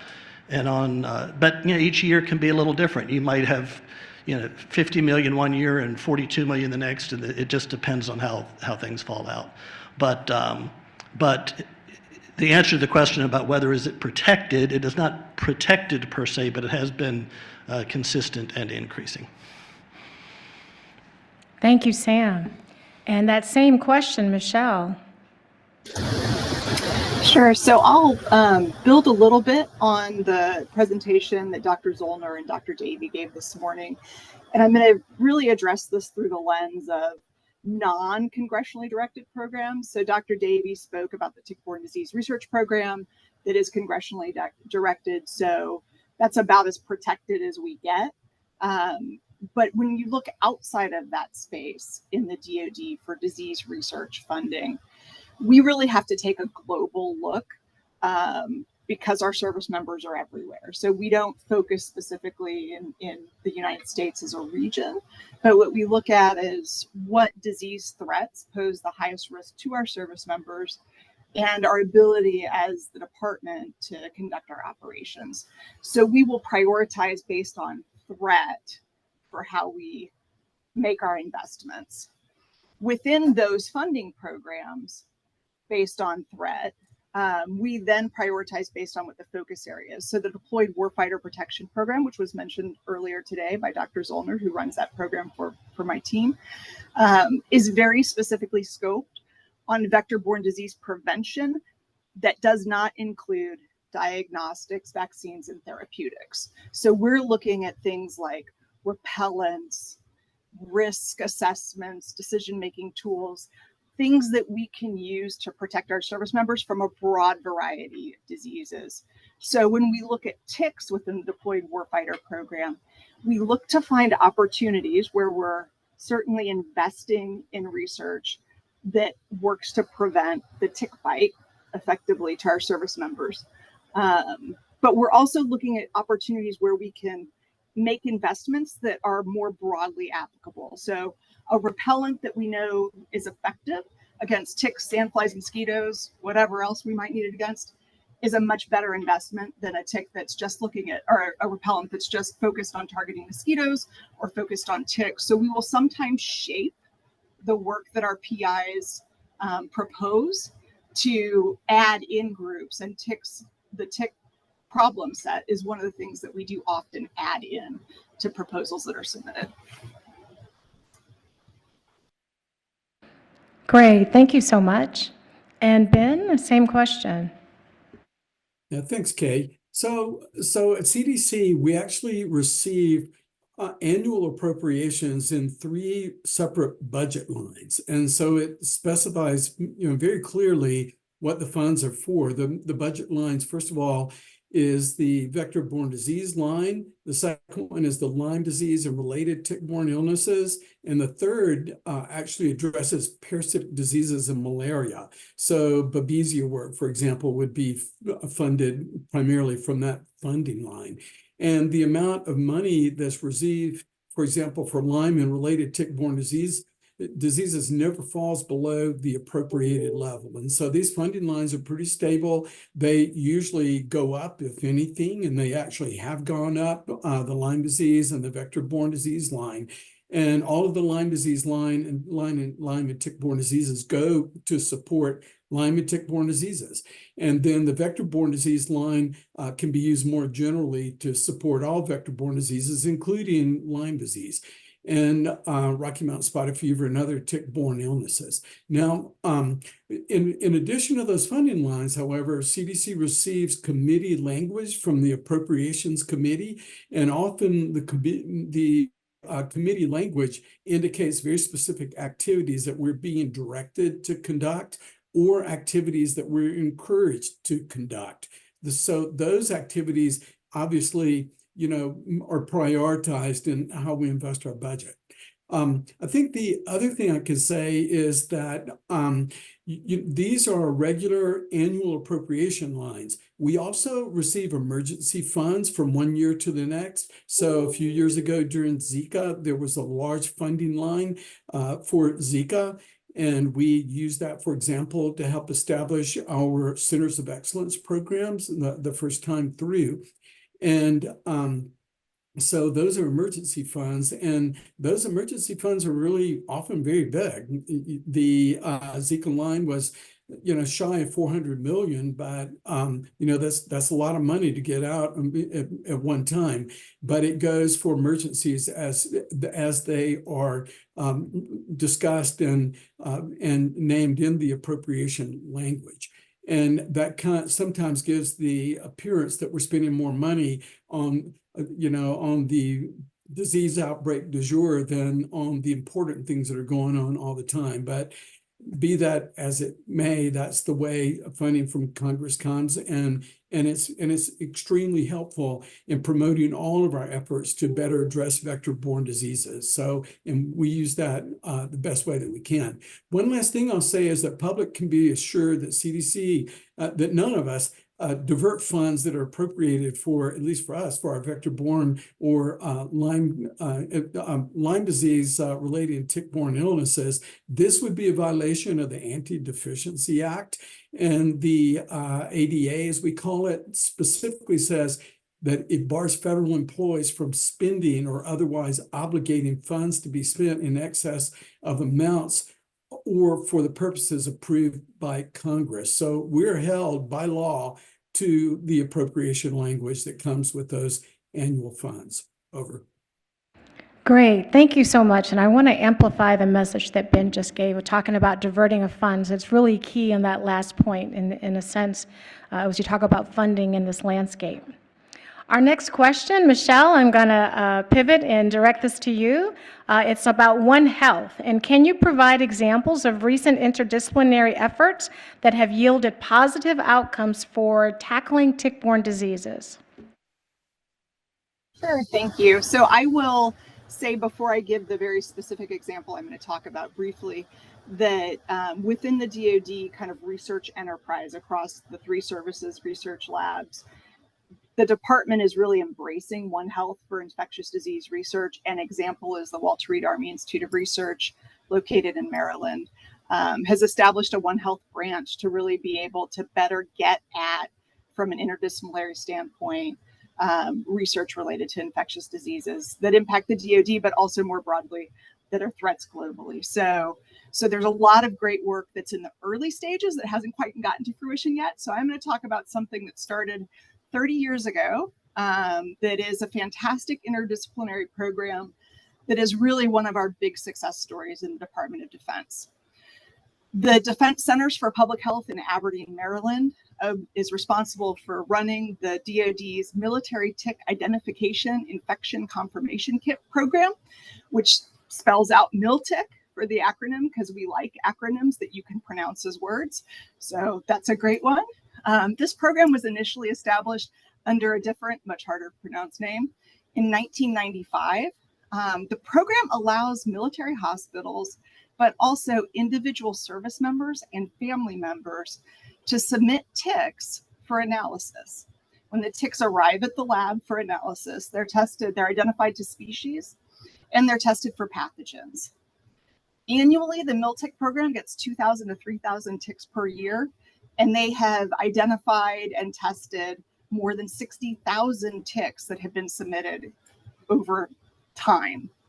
This program is fantastic because not only does it inform diagnostics and treatment, but it also provides us valuable information to inform risk assessment for tick-borne disease for our service members and families living in and around our installation. So that's a fantastic program. I know some of you who have recently heard a presentation on this with the national strategy, but it's I think the best example we have right now in the DoD of real results with one of these programs.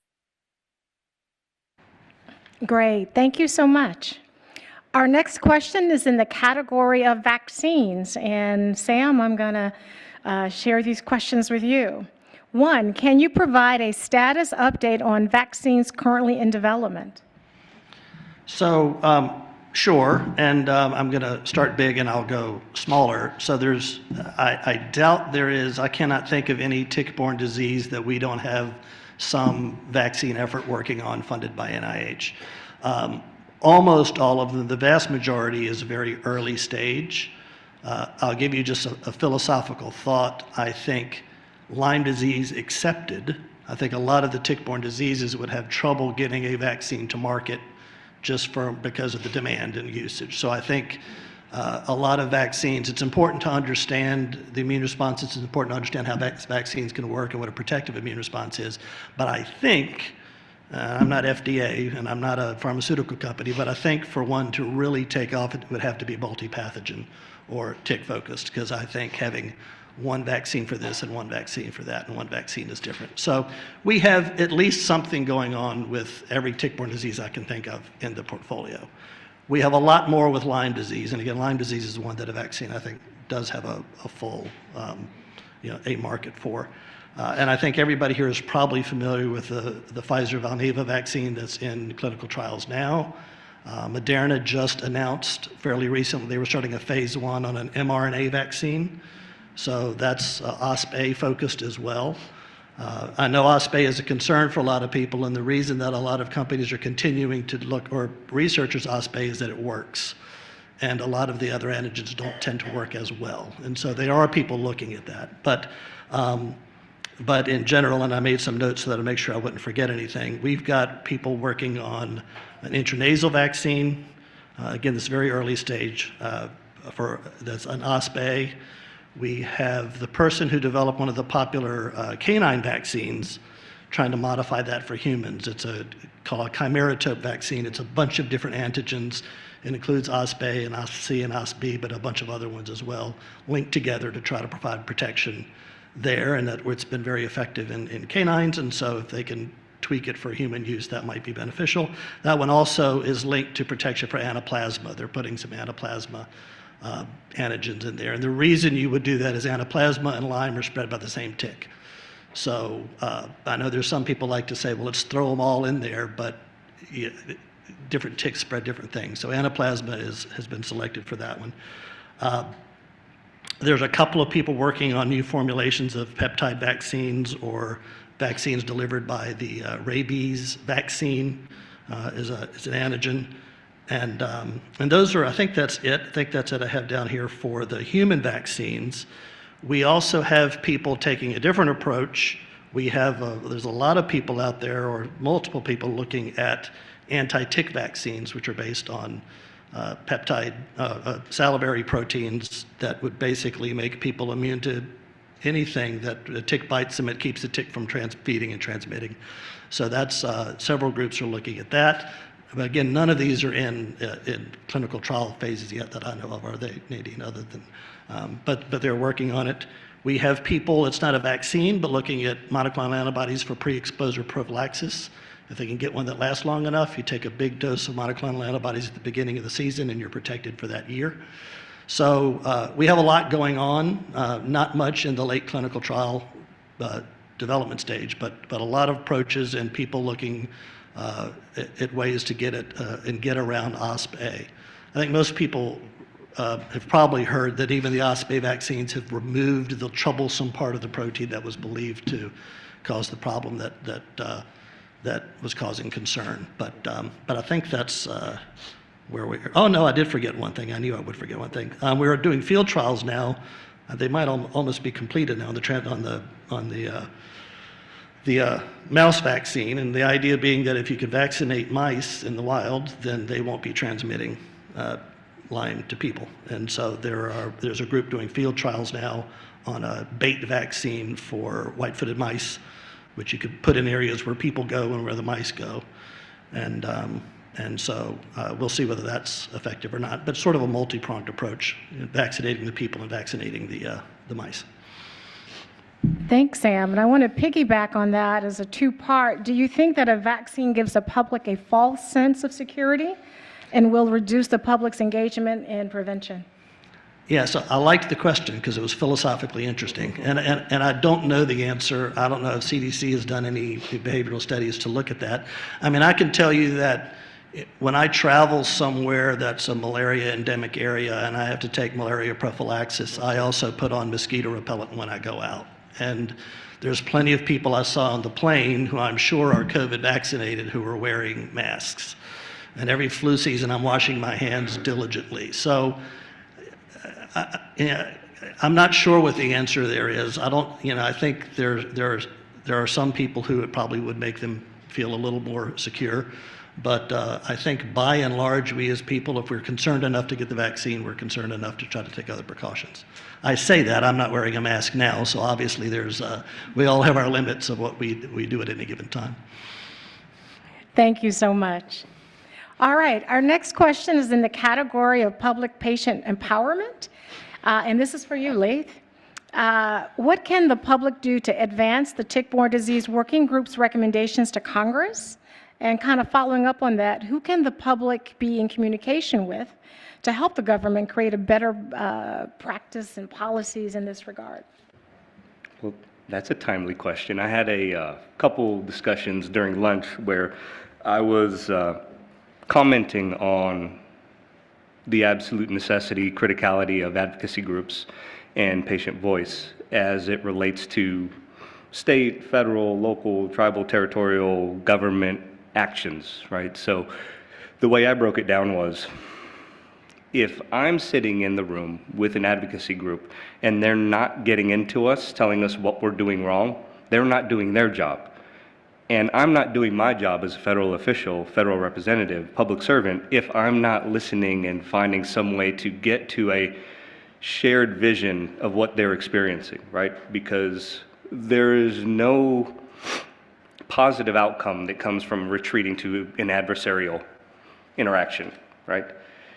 So from that standpoint, the place for folks to go would be to continue to engage with those wonderful members of Congress that you all do so well, and that would be not just federal level, but across all your spheres of influence, and to continue the good fight as it relates to the executive agencies and the other equivalents, right? So the meetings you have where you think you've made no impact, where you think it was just a echo chamber of nobody listening, didn't hear anything, there is an advocate, there is a champion, there's somebody in there that's going to receive it.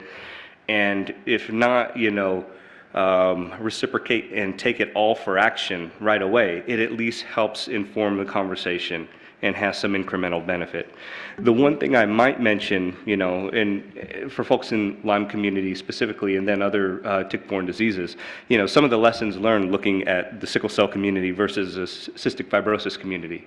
There was a lot of power and a lot of advancement gained through coordination and unification of a single message and having the right operations and tactics that went across multiple groups.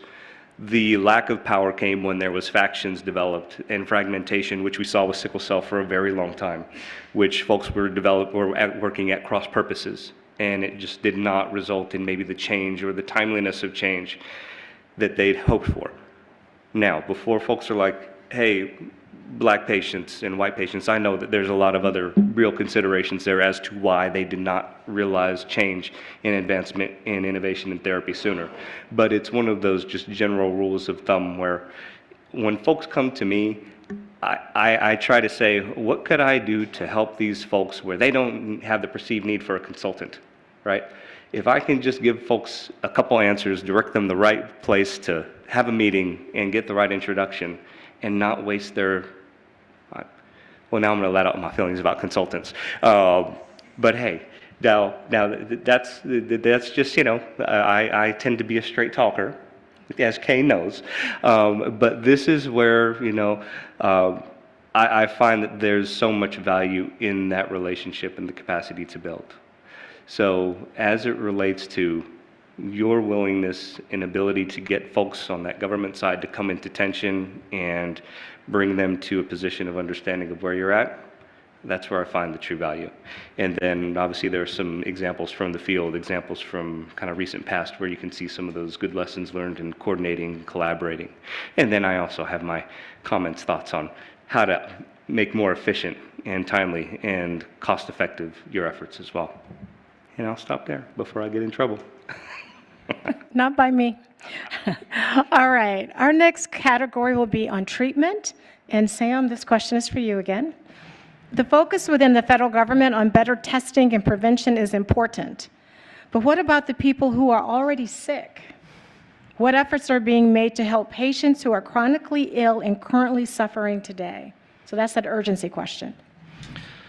Okay, so I'm going to start by piggybacking a little bit on what Leith just said and go back to the advocacy thing. So I've been involved in, I immediately oversee the rickettsial and related diseases, but Lyme disease is right next door, and now that's within my section. So for the past 17 years, I've been chief of that section. So I've been actively involved in Lyme for a long time. And there are things that 20 years ago I was trying to get done on Lyme disease, and we couldn't move.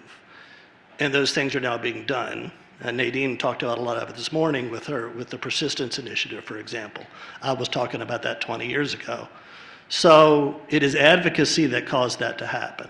It is not just because all of a sudden we said, oh, hey, this would be a good idea. It's sometimes there's things we'd like to move, but as I mentioned earlier, you've got 240 some pathogens with competing interests and everybody's fighting for them. So regardless of how it works, advocacy helps. And as a program officer, we all appreciate it because it helps us get some things done that we would like to move forward and get done. So I say that, and then I'll move to the second question, and you're probably not going to love it, but we're getting there. It's very difficult to provide. Obviously, we're not a treatment provider at NIH. We are a research organization. And it's difficult to provide the data to change treatment until you know what's happening. And so that's why I am really excited about this prevention initiative again, or persistence initiative again, that Nadine spoke about earlier, because maybe it will start to unload some things. Now, I have suffered from a chronic neurological disease my entire life, and it is frustrating when I look back and say the same treatment today is what they used 50, 60 years ago. So I do understand that frustration. Fortunately for me, my symptoms are minor compared to what a lot of Lyme disease people are suffering from, so I'm not comparing it directly, but I do appreciate the frustration. So I will simply say that we do hear that there's a situation. We do hear there's a situation, so dismissive. We hear that there's a problem. We hear that people are suffering. We want to do what we can to alleviate that, and hopefully this will be the first step, or the next step, maybe I should say, in providing the information we need to move forward with new approaches. But that's the best we can do at this point is research and understand what's happening. Thank you so much for that, Sam. Another category we're going to discuss is alpha-gal syndrome. And Sam, this is for you, and then Michelle as well. First, are studies being funded by the government to better understand alpha-gal syndrome and how to help people who suffer from it? Sam? There are. Okay. So I had to turn my computer on. So I reached out to my friend Mike Menikazi, who's the program officer for this in another division. And I think alpha-gal is, just as a scientist, is really neat. I know people suffering from it would not call it that. We scientists are always that way. But it's a really interesting disease. And so there is still research going on. And so I made some notes. You excuse me for reading. But there are grants that NIH is funding now looking again at the causes and consequences of alpha-gal syndrome. There are studies looking at the further confirmation of the Lone Star tick as the initiating bite is the initiating event. It's still one of those things that people are pretty sure about, some, but not everyone seems to be 100% certain about it. The group that discovered alpha-gal is looking at risk factors and for developing alpha-gal syndrome, so they're continuing to work on that. They are doing research in epidemiology to understand where this is and how broad it is, and I presume to understand if it exists outside of the Lone Star tick realm, but I'm not certain of that. But I know some people in conversations have mentioned that.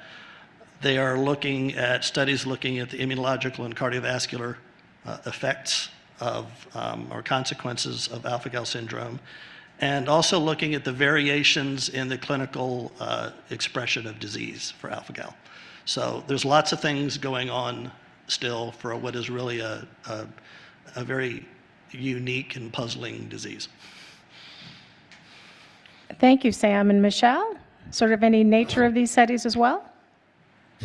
Sure. So in the DoD, through the Tick-Borne Disease Research Program, there was work funded for the Uniformed Services University of the Health Sciences to do a prevalence study of alpha-gal IgE in military recruits. So these were 3,000 individuals from all over the place. All states were represented, territories, vast kind of slice of folks in the U.S.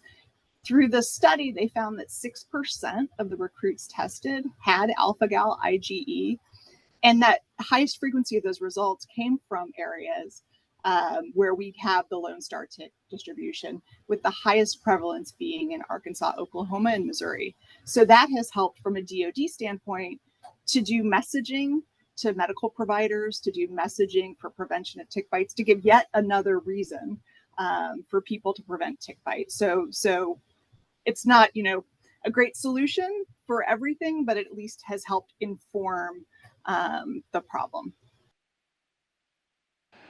Thank you, Michelle. And Ben, are there plans to make alpha-gal syndrome a nationally notifiable illness? And if so, what can be tracked? Yeah, thanks, Kate. So contrary to what a lot of people think, CDC doesn't actually control what diseases are nationally notifiable.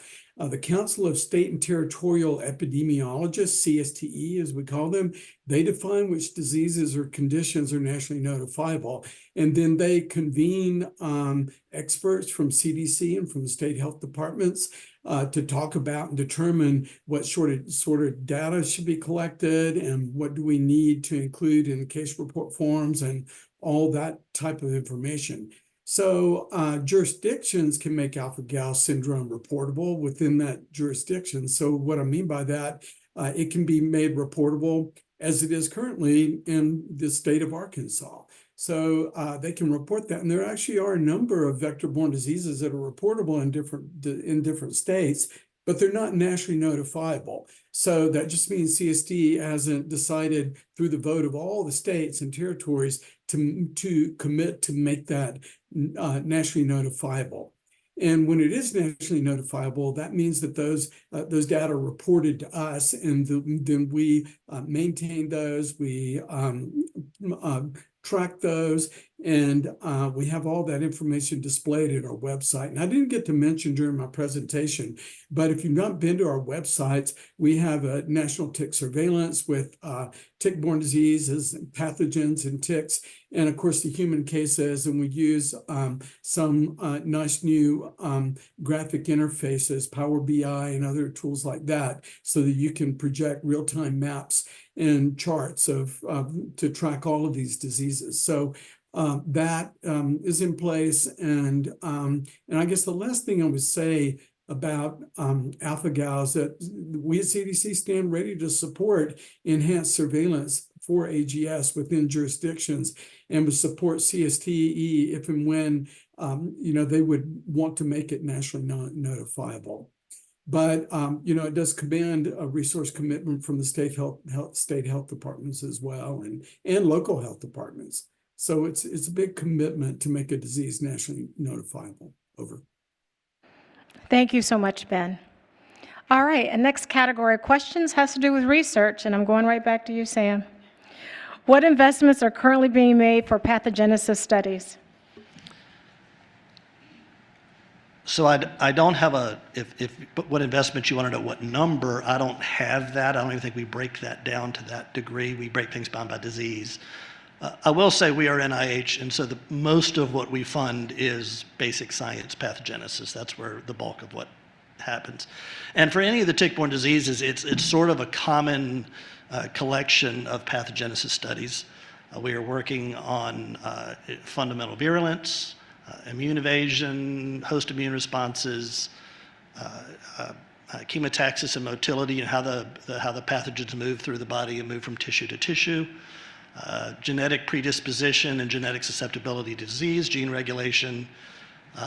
We are working with, as Nadine already mentioned, persistence.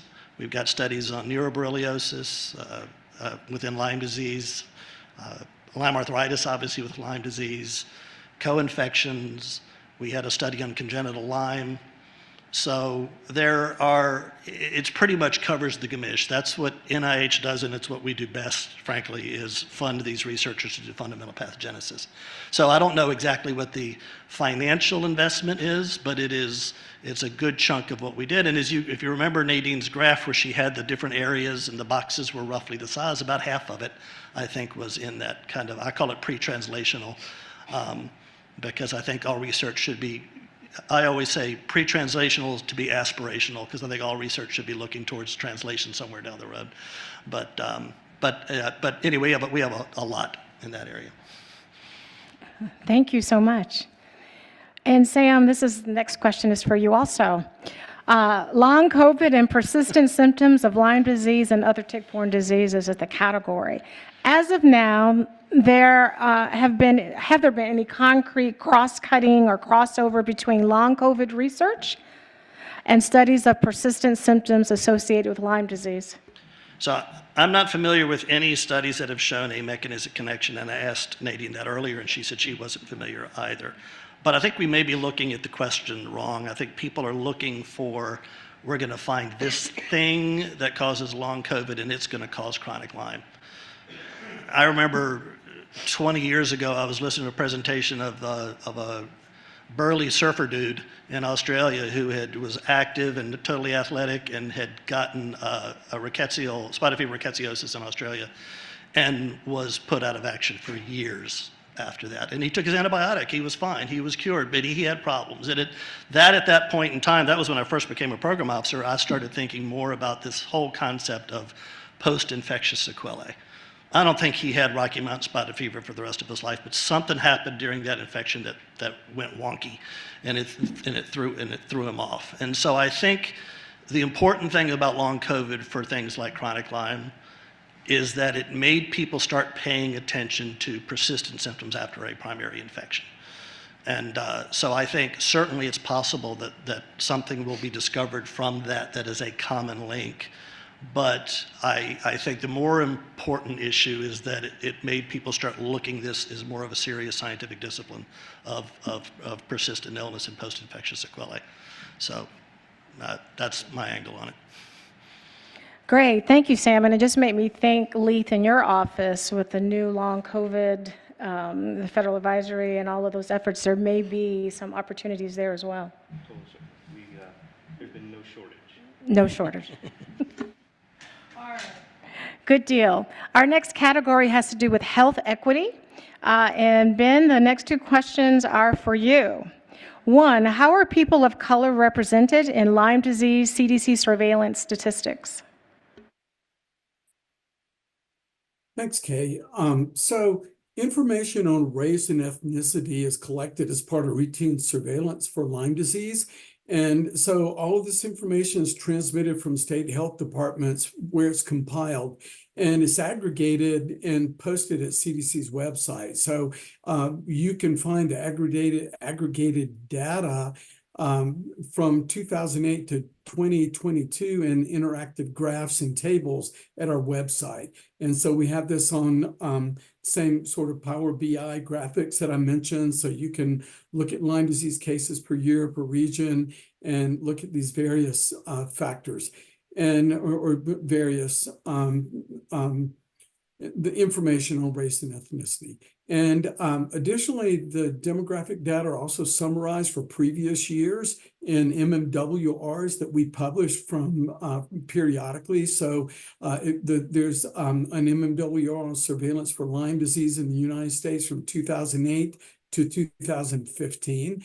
And that report you can find at our website, and it breaks all the cases down by demographics as well that we have available. And then early signs of Lyme disease can include expanding skin rash or erythema migrans, as you know. And as you know, rash can be harder to identify on people with darker skin tones. And so we've worked with clinical providers and patients to be able to better to explain how to better recognize this. And we also actually have images at our website now that show Lyme disease EM rashes on different skin complexions.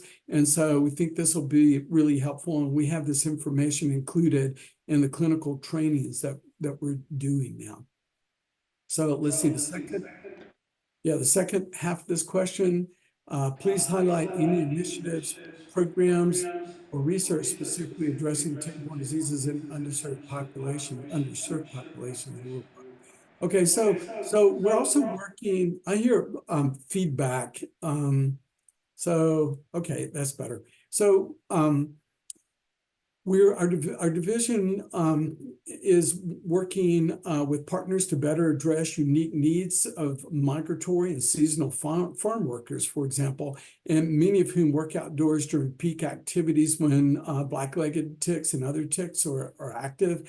And so we have ongoing work with the National Center for Farm Worker Health, NCFH, to explore tick-borne disease risk and knowledge among largely foreign-born outdoor workers in New Jersey, for example, where this survey is going on right now with in-depth interviews.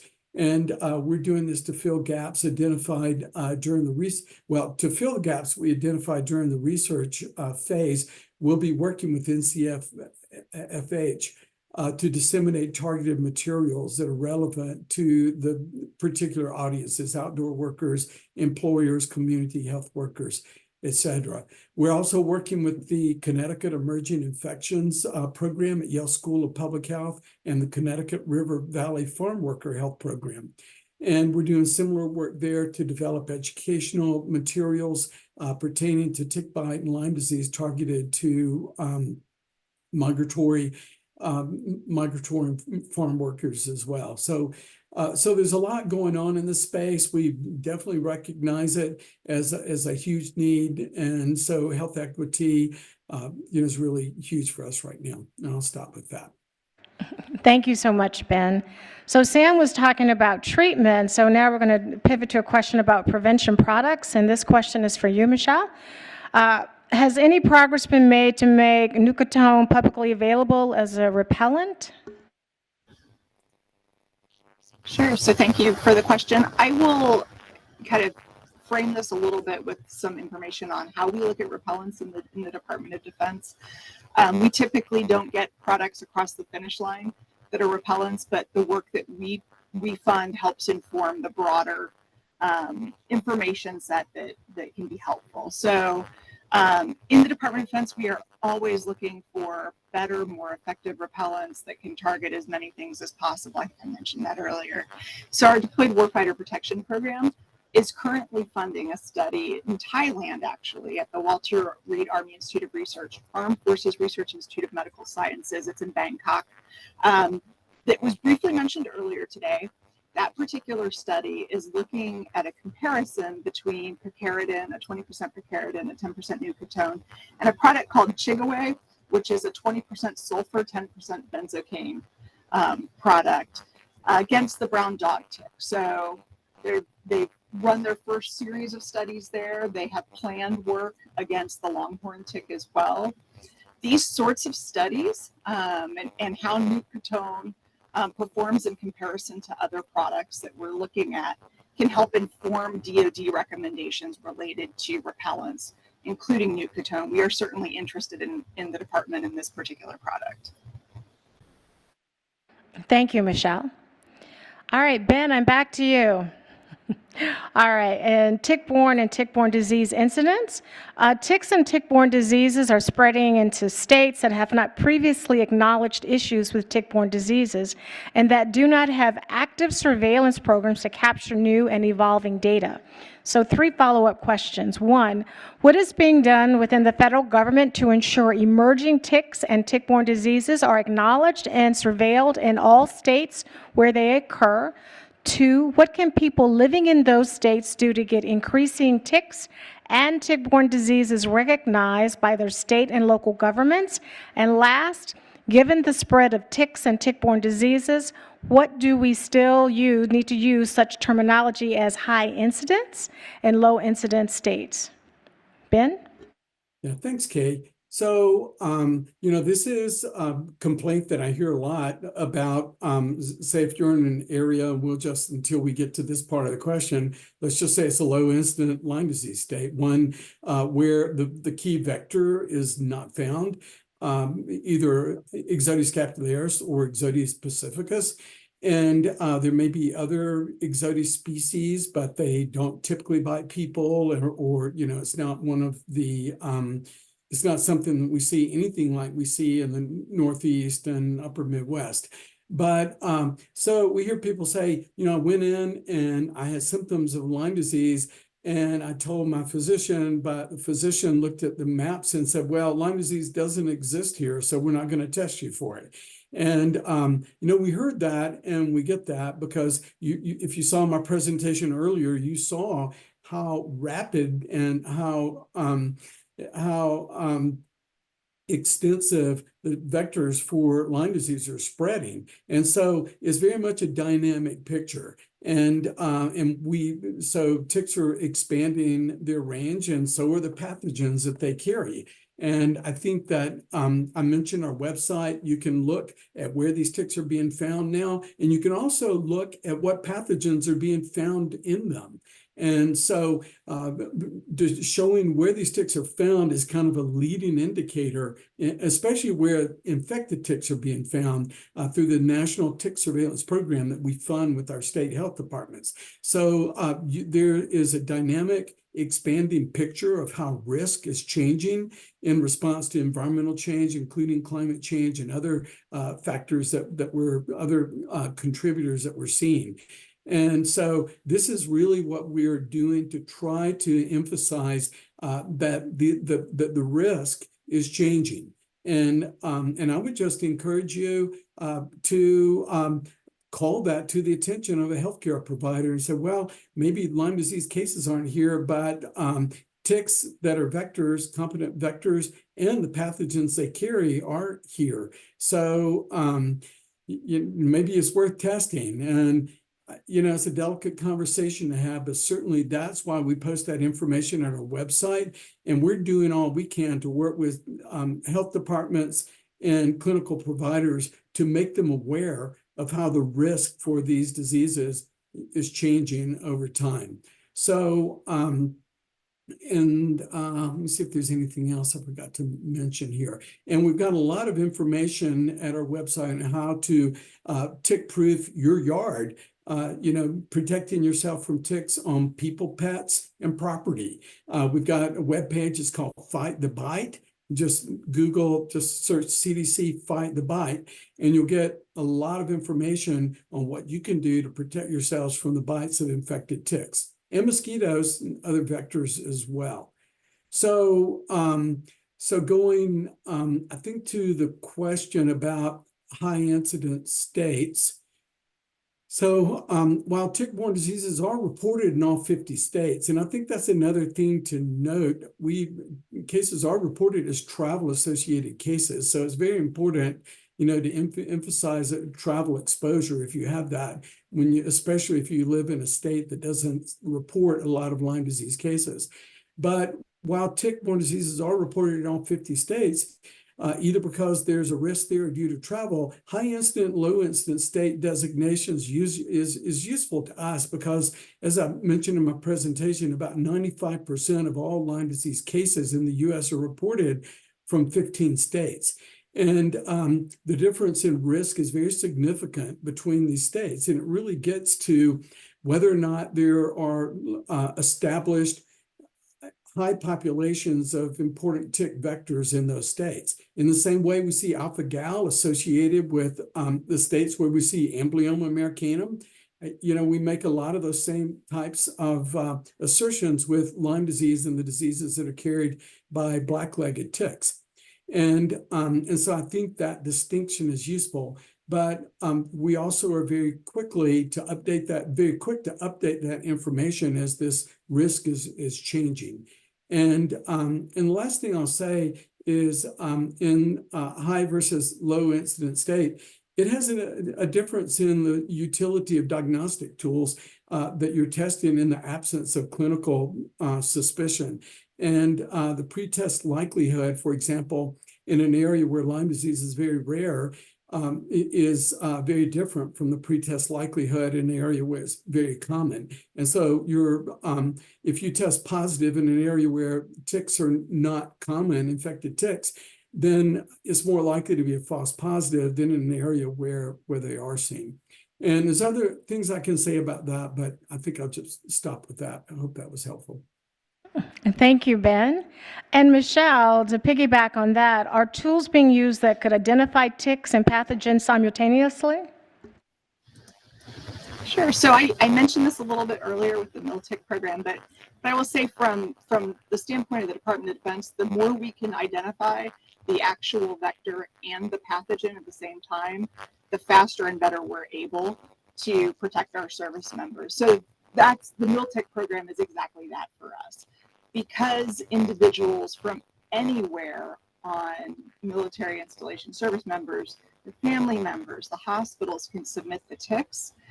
We cut through that. Is this a place where, this patient, are we going to test them for this or are we not? Those ticks are getting submitted. The MIL-TIC programs identifying the tick and the pathogens at the same time. They provide an electronic report to the submitter of the risk associated with the tick bite and any pathogens that were detected. One example that's a very recent example that was huge is in 2023, results of a patient who was hospitalized in Kentucky for the MIL-TIC program came back faster than the hospital lab test.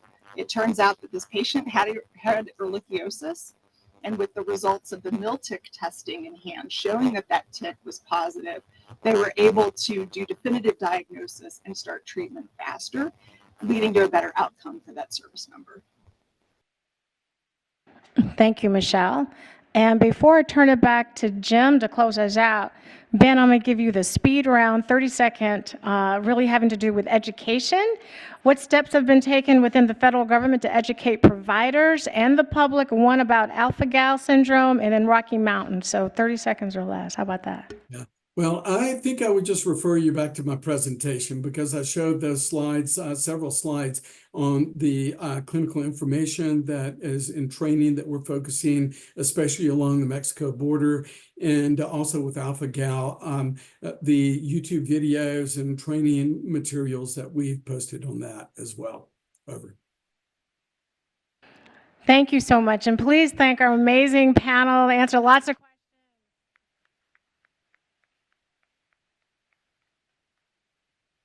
All right, as I turn this over to Jim, I want to say, take a look at Aaron's screen. He has been, I mean, it's incredible. And so I understand our colleagues can see it virtually as well as in the room, but I just think this is pretty amazing. So he's captured everything that has been going on in this discussion. So thank you, Aaron. Incredible.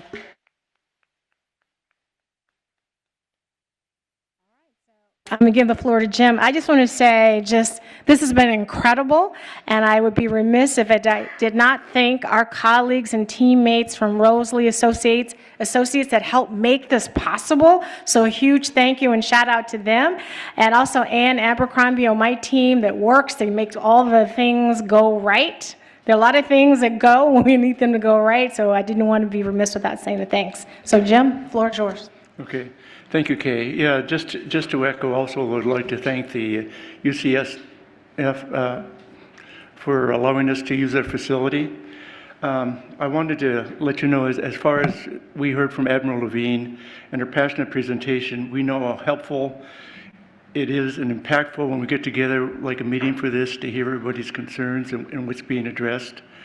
This meeting was successful because of the public comments, the feedback from the polls to determine what the next meetings will be, what topics we should be addressed, the presentations by the California Department of Public Health, the University of Arizona, the federal presentations that were provided by CDC, NIH, DOD, USDA, and OASH. The question and answer sessions was very impactful. It allowed the public to provide questions that they were interested in, and it allowed us to address those questions. The recordings and meeting summaries are going to be posted on our site for www.hhs.gov/OIDP, where the Tick-Borne Disease Working Group meeting used to be. It's now been changed. We no longer have that working group because it sunset in December of 2022. And it's going to be under the initiatives section, and it's called the Tick-Borne Disease Associated Illnesses National Community. And so along with that, not only will the recordings be posted there, but we will also have our meeting summaries. We're looking forward, and we will continue this engagement, even though, again, we were sad to see the sunset and the Tick-Borne Disease Working Group, but the challenges and recommendations are being brought forward by the vector-borne disease strategy, and they're working aggressively to implement and work on those 72 recommendations. Our second in-person community engagement session is scheduled right now in early 2025, and it'll be in Portland, Maine, as well as we will continue to have some virtual sessions that will address the feedback we had from the polls that were conducted during this meeting. We'd like to really thank Kay. Kay thanked everybody else, but really thank Kay for being the facilitator and organizing this meeting and making it a success. And also, people that were really instrumental behind the scenes, in addition to Rosalie, was really Lauren Overman and Allison Petkoff, that were members to make this, not only the Tick-Borne Disease initiatives successful, but also lay the foundation to make this meeting successful. So with that, I look forward to everybody's continued support and engagement. That's what we heard of. The only reason why things move forward is because of your advocacy and making your voice heard. And we ask that you continue to do that. Thank you for attending.